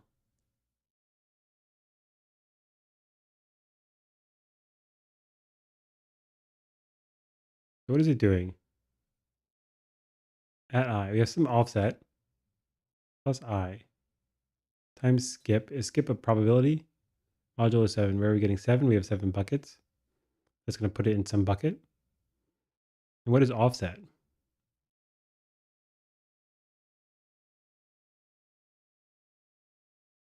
Here's the description. We're going to hash every backend to preference list of table positions. The prime table size P for easy computation. Okay, so we have some prime, in this case 7 for the example. Hash every backend to offset comma skip, which is in 0 to P1 cross 1 to P minus 1.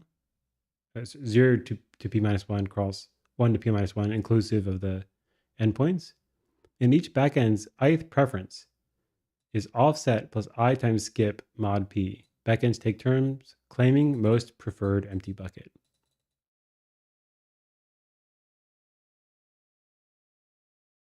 What is the offset though? Two good algorithms from the 90s work well with small backends. With large backend sets requiring huge tables, so we invented our own. Trades off a little consistency for very even balance.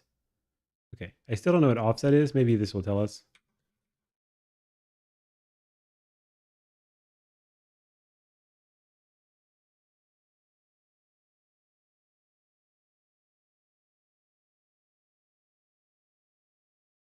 And what is skip?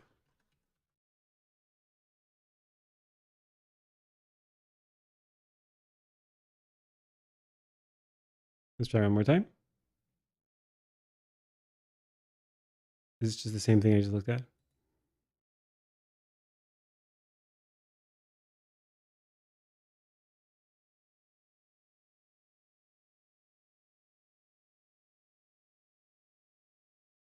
Okay, using two different hash functions, an offset and a skip value are calculated for the backend.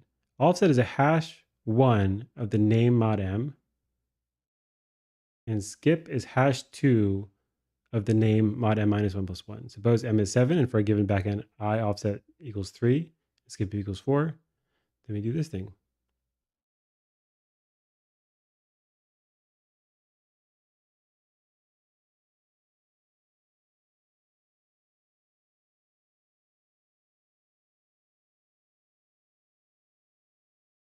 I still don't see why these are called offset. I mean, maybe it's obvious, and I'm just missing it. But it's probably in the Google paper. But I guess that's enough for now. I'll go read the Google paper later. All right, so here's package proxy. I guess we're going to ignore proxy. Here's rate. We have API limiter, limiter.go. Let's look at limiter. So new limiter is going to create some limiter. Wait n acquires n tokens, blocking until resources are available or context is done.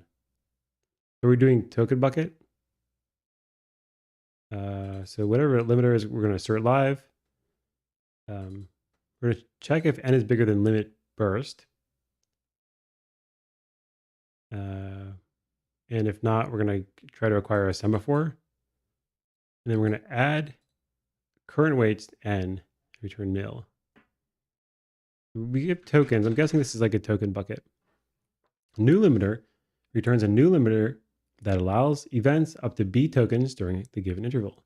The limiter has a different implementation from the x time rates limiter implementation.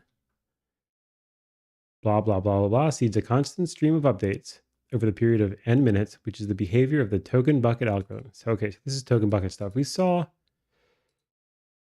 token bucket somewhere, maybe in Kubernetes, maybe in Envoy. I don't remember.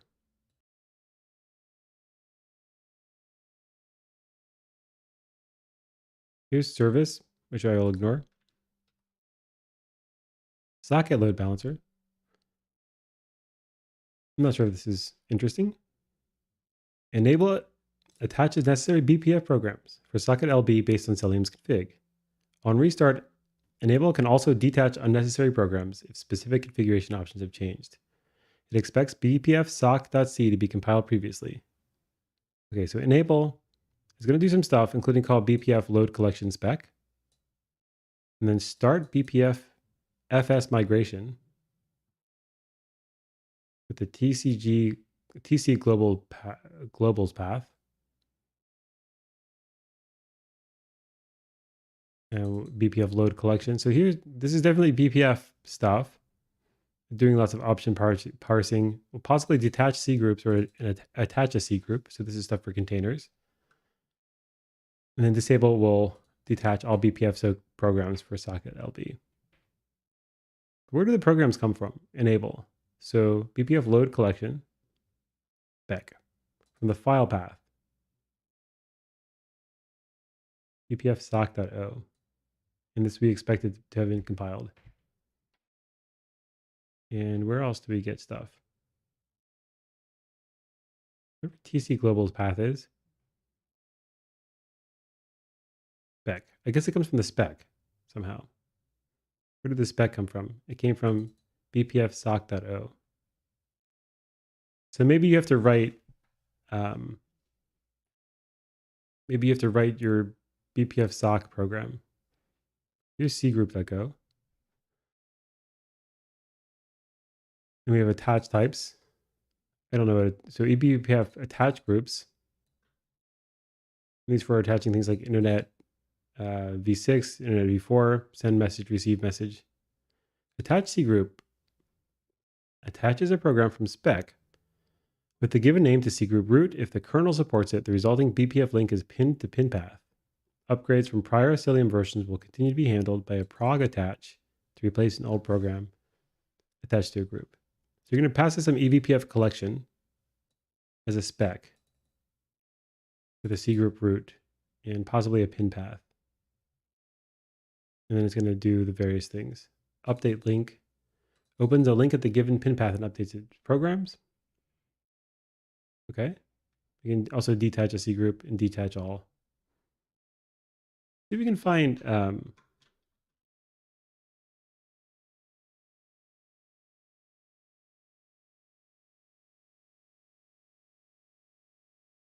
BPF sock.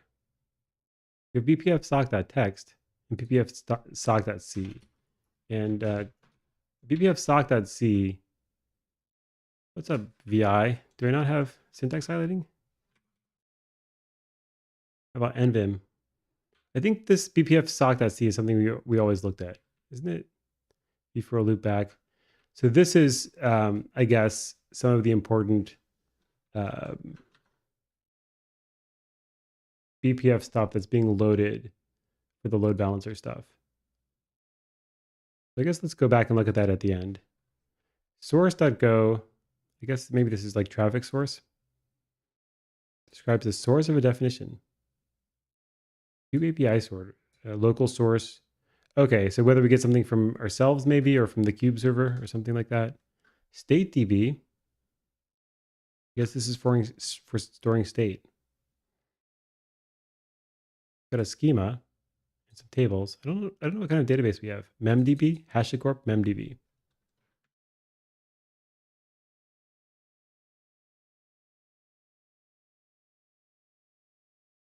Implements a simple in-memory database built on immutable radix trees. So we've got some radix tree database. I don't know if we ever persisted to disk, but we might. Maybe we'll just serialize all the in-memory stuff and persist to disk or something.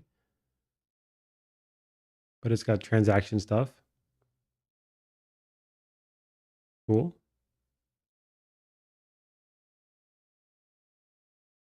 All right, stream. We have things like operators, sinks, and sources. Should we look at operators?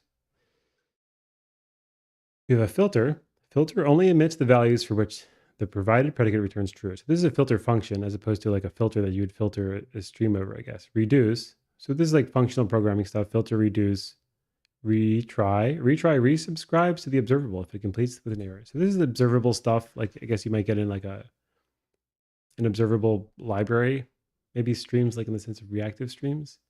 I'm not sure. Types. We have things like IPv4, MAC address. That's not so interesting. And WireGuard, which I'm going to skip, as interesting as WireGuard is. So that leaves us with the data path. And also, I wanted to look at the BPF sock function again in C.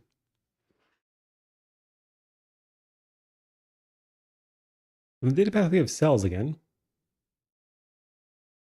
Pre-filter, types, option maps, loader, Linux. We got Linux. Connector. Maybe there's not a whole lot here. I guess let's look at cells. Let's try to rule out cells as something interesting. Data path provides the privileged operations that apply control plane decision to the kernel. The cell, so maps.cell provides all BPF maps which were already provided via Hive cell. Okay. And utime synchronizes utime for user space to data path via config map. And cell.provide new WireGuard agent, new data path. So WireGuard is like right here in cell, and cell seems fundamental. I wonder if we're using a lot of WireGuard. And then we've got cell provide, which takes a function and returns dp.node. Okay, so a new WireGuard agent. We're gonna do some WireGuard stuff. New data path. We're gonna append some Hive stuff with an onStart function. And we're gonna init IP tables manager. Are we using IP tables? I thought they were obsoleting IP tables. Data path params. Okay, so whatever cells is doing, seems like it's got IP tables and WireGuard. But maybe they're not necessary. Maybe these are just optional. Here's data path Linux. Routing, route, probes, Linux defaults, IPsec, ETH tool, big TCP. I guess let's look at routing and route in datapath.go. Maybe node. Bye. All right. Bye, Karin. Thanks for watching. Okay.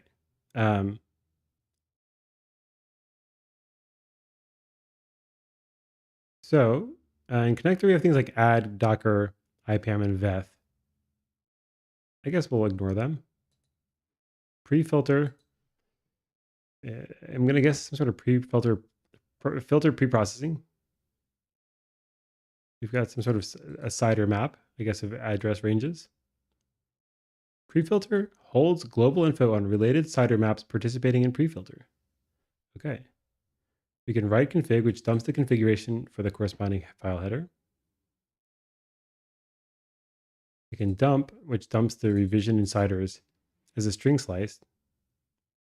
Insert inserts a slice of CIDRs into the latest revision. Of what?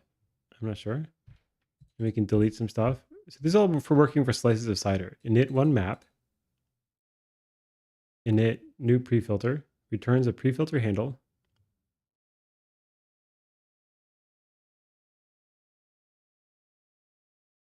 Okay. I don't feel like I have a sense of what prefilters are.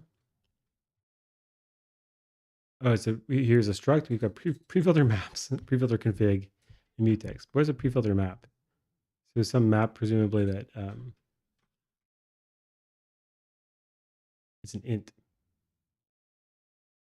Oh no, the type is an int. A prefilter map is a map, I guess, from map counts to cider maps. Sort of map into cider stuff. All right. Types.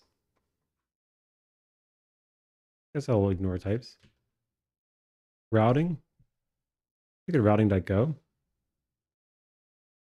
So configure sets up the rules and routes needed for running NENI or Azure IPAM mode. These rules and routes direct egress traffic out of the interface and ingress traffic back to the endpoint IP.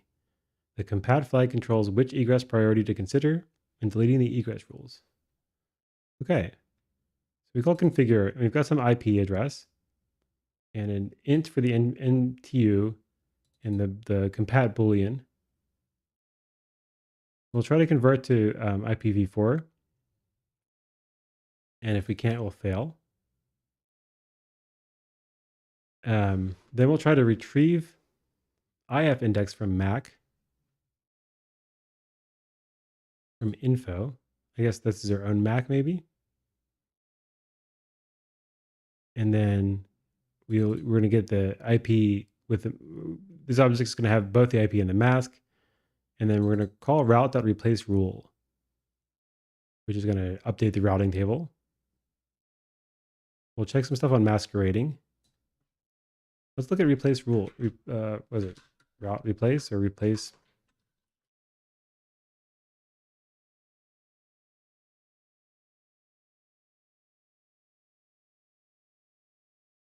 The route replace is being called on netlink. Is this something we import?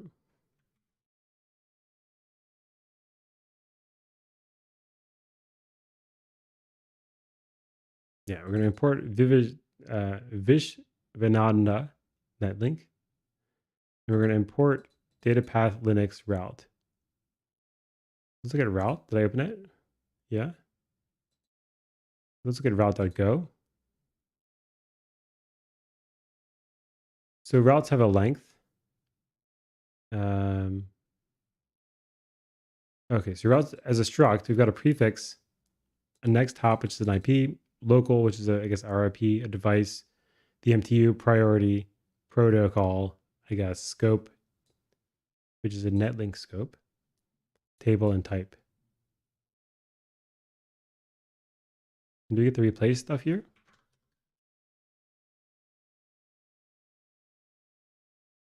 Maybe route Linux. All right, done.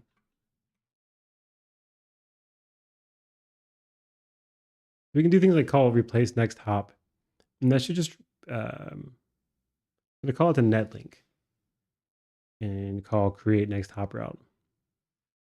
So it seems like all the routing stuff is essentially being deferred to netlink. So let's take a quick look at the netlink library.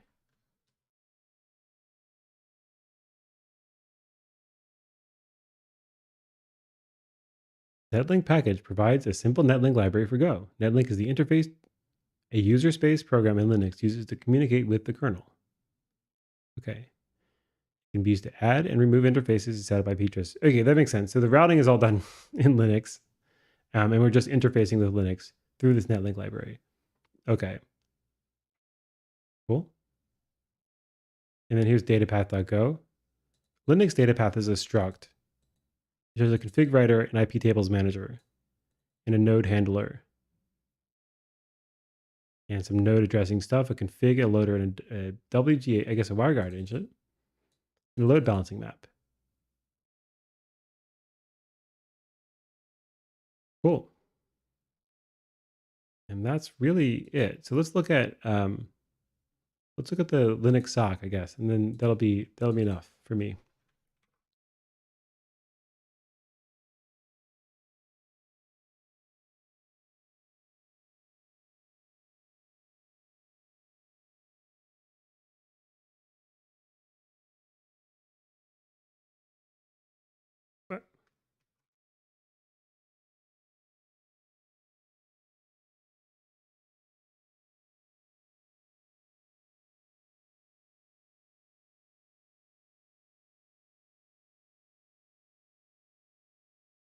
Isn't that what it's called?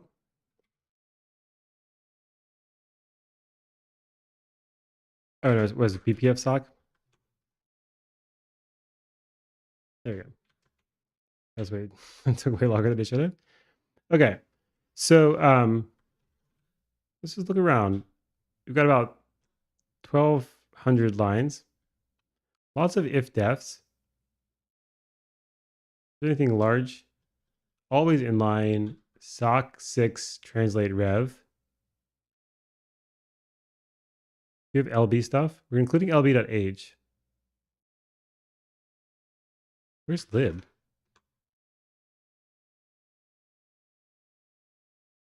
Oh, I think I missed a bunch of C functions. Let's look at LP. LB, I mean. Yeah, LB.age. So this is from the Cilium people. This is where the actual load balancing stuff seems to be. We've got some BTF, which is like the type information, I believe, if I remember correctly.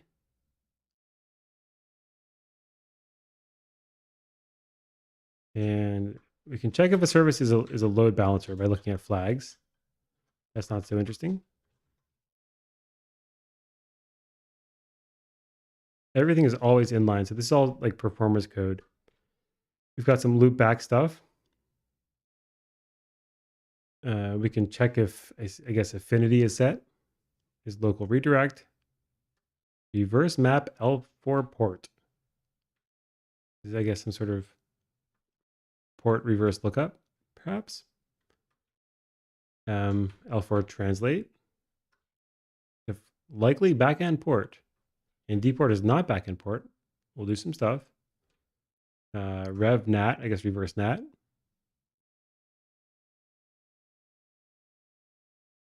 And all of this stuff is super readable.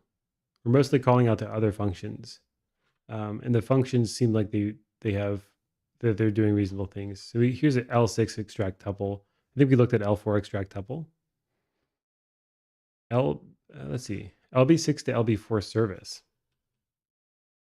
which is a bool. We can look up the service. We get a key. But we set the key scope. Where does the key come from? I guess we're passing the key here. We set the backend slot to 0. And then we call map lookup element on this LB6 v services map v2, which is probably from an eBPF thing, right? Yeah, the hash map thing. Cool. So where do we make the decision?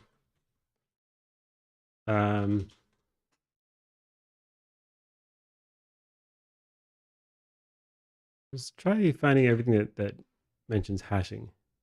So we're going to hash from tuple and get index here. Let's look at the v4 one. Return map array get 32 backend stuff. What is this function called? Select backend ID. Hey there, that's promising. So we're going to give it a context, a key, a tuple, and a service. And then we're going to call a map lookup element into what is presumably an eBPF map of some type. You get a maglev lut.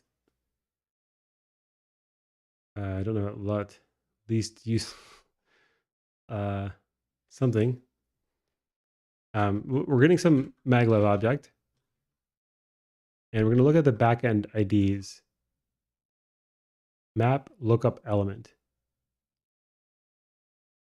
I guess maybe the maglev lut is a single object as opposed to a collection of objects. And I don't know what the 0 is, but perhaps that's the default value if it fails.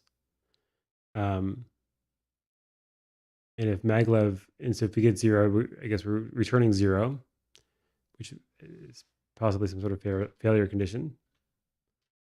The maglev lut thing seems to be like a vector of the table that we get back from maglev of the preferences or whatever. And then so we're going to get the index by calling hash from tuple t4 of the tuple and taking its modulus with respect to the maglev LUT size. And then we're going to, so that gives us the index. And then we're going to take the index and pass it in along with some other stuff, including the backend IDs, to the map array get32.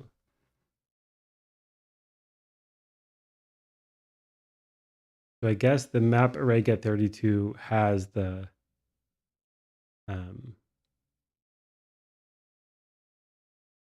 actual thing that we look the no, because we're passing in the backend IDs, but somehow this should return the backend we selected, a U32 map array get32. See if you can find where this is defined. Define map array get32.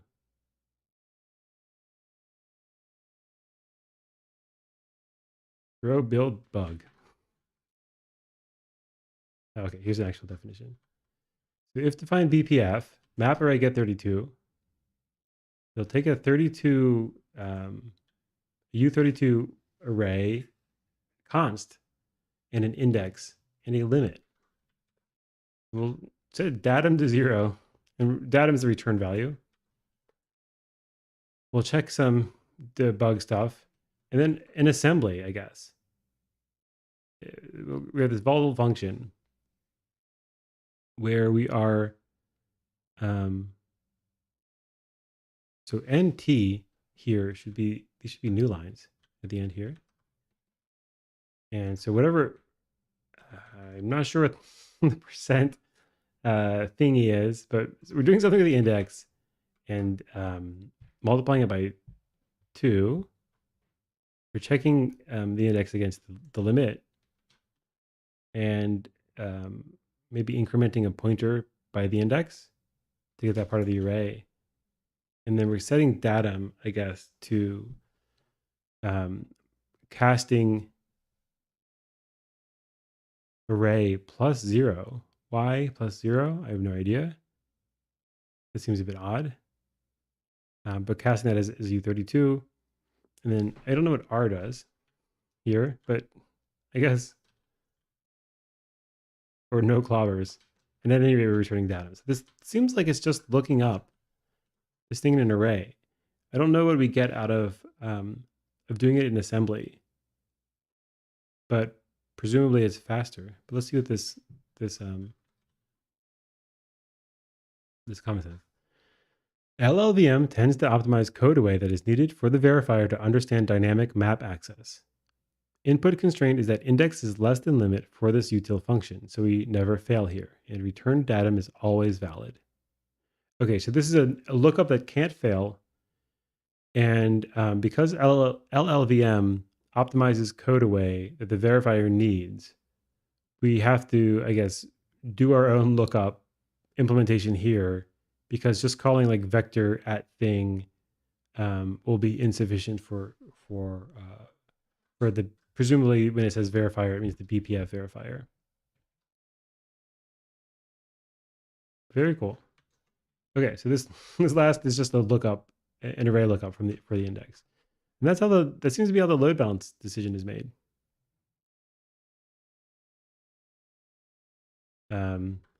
So if that, well, at least if we're using maglev. If we're not using maglev, it should be much simpler. If we just select the first, then we should just index to the first, right?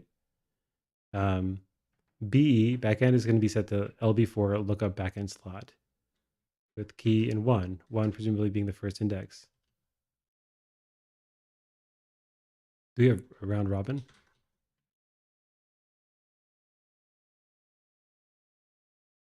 LV selection random. Backend 0 is always reserved for the service front end. Okay.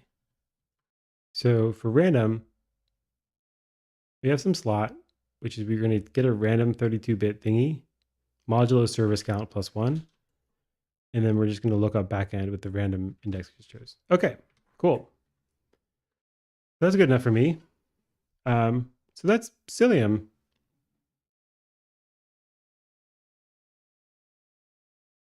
So what did we learn? So we saw that a lot of the BPF stuff, a lot of it's in C. Um, Although they do have a Go interface for working with BPF programs, we're doing things like creating maps. Um, but the actual load balancing stuff seems to be in C, and they actually created assembly, at least just to avoid having the verifier not understand their code. I don't know if they also use assembly for any sort of performance gains as well. Um, but yeah, it seems pretty understandable. There's a lot of stuff that we didn't get to, but I have a pretty good sense now of what they're up to, and yeah. So I guess I'll try it out. That's it for me. Tomorrow we're taking a look at source graph, and I hope to see you there. Thanks for watching.